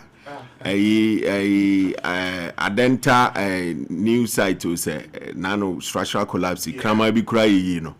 Nyade a eji obi eska nti ebesre masika sika sam no enhunahuna obi a ejaba frentem na intimi embe omwana ye mameje wonkwa ene wajapade enso ensi ho afenso ye besre pa de no all ka se obi ka se ye to da me ne ade onte ne ho ase no ye besre ye dwuma no ye wonchichemu obi a ne de oye se bi de odunja no se ejamba ya you don't expect to say onko tu ejantu obi ejapade no onko dum no nti e wo so siesie ne ho nti e ba adwuma ye wo de friend routine checks ene routine orders se wo ye na wo wie wo sua de wie na e wo se otimi toto da me bi ni ade ede ejije wo ani se de be ya they will prepare themselves one say adwuma no kra no wo hwe ne papa mu kra na obi bese 24/7 eni kwa se oba adwuma mu abeda enti saa indoor games nkakra no nyina it keeps them active just prepared for the next available emergency enti e best Ghana for mommoa na monte adwuma na se enna emma so da se ye betu ka se ye de ko fire scene yesin suo nim yen hyen kra esisi stations asay no ye wonsuo do you know why? Because ye nim said da bi beba nsuo ho be ye din I was say ye be hia nsuo nti sam cars no ne tenders na say kra esisi in station no ye wonsuo wom nti ye to Ghana fo nchia some pese mu se car no nsuo mu a hyeda kɔ hɔ anadwo da suo midnight kobo fire service station mu se opese obehese car na esi wo no nsuo mu a ye be mo ahwe na wo hwe na wa hu se nsuo mu a then you satisfy your curiosity. All right. And na ye be srega na fo nso pan se sebio eja no nye ne eto eja ba na wa amfre yen accident si na wa amfre yen temo a yen kan hu se nye ba bia na ewo na se ni technology bia ye te officer ye be hu se eja bia to ha an accident bia si nti efre no mum de yemma fire emergency number no enye ye hia de na yen save we phone so ntwurungu ye diary mu enche emma ye busua ene sabio won a ye ne won kra no enka ana say emergency number a crowd is here 112 112 that is the national emergency number and aside that no your hotlines dodo bi about 10 but mebo mienu pe okay 030 277 2446 030 277 2446 ba kwa me de kan won so ye 0299 340 Patrick who take it 383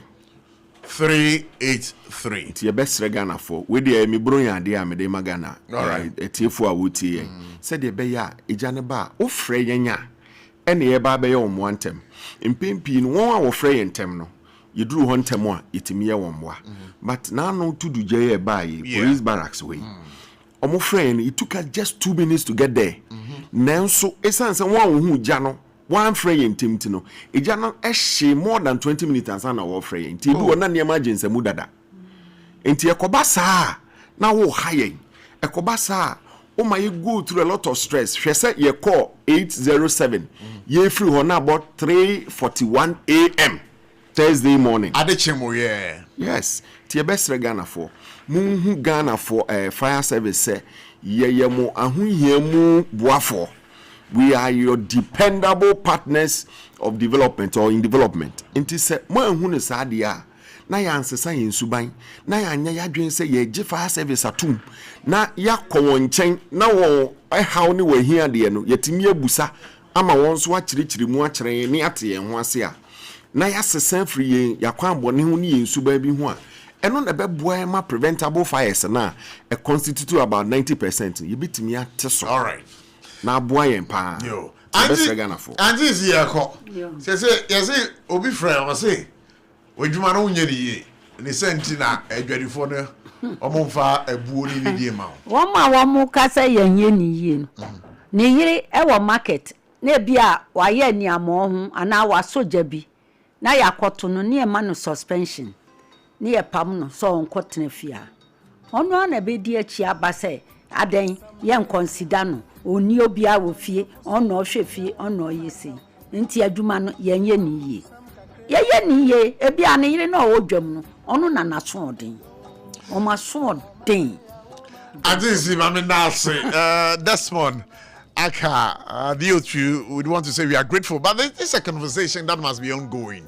And you know we be share up a brebi subio na yasaton safrel na yama etiefo atemwase said ebe ya musumbeti etiefo ase said ebe ya Ghana at the end of the day no eba na jahihye ho asebo a yenyina yebedi nkodim ti Desmond ye beda wase pass by antisi ozo edwadifo ma na ni omo nkasa illegal corrections those who dwam wa market managers producer yanhwa say ebenya market manager bi edo na aba ha why na yanhwe o say for no kra wo musuru ma no assembly for suru ma no e ma na egu ono When at easy assembly for us romano. Oh, what's wrong? Wait a minute, that's it. I wish I for Hannah Rama and marriage with it. See a friend Kobla ABOTCHIE PROF on behalf of the team. With my good brothers over here, SARFO Kantanka, Patrick, and Bright, we want to say a big thank you. And once again, our good brother, DO2 Desmoraka, Head of Public Relations, Ghana National Fire Service. We are grateful. Auntie Z, you are grateful. Up next.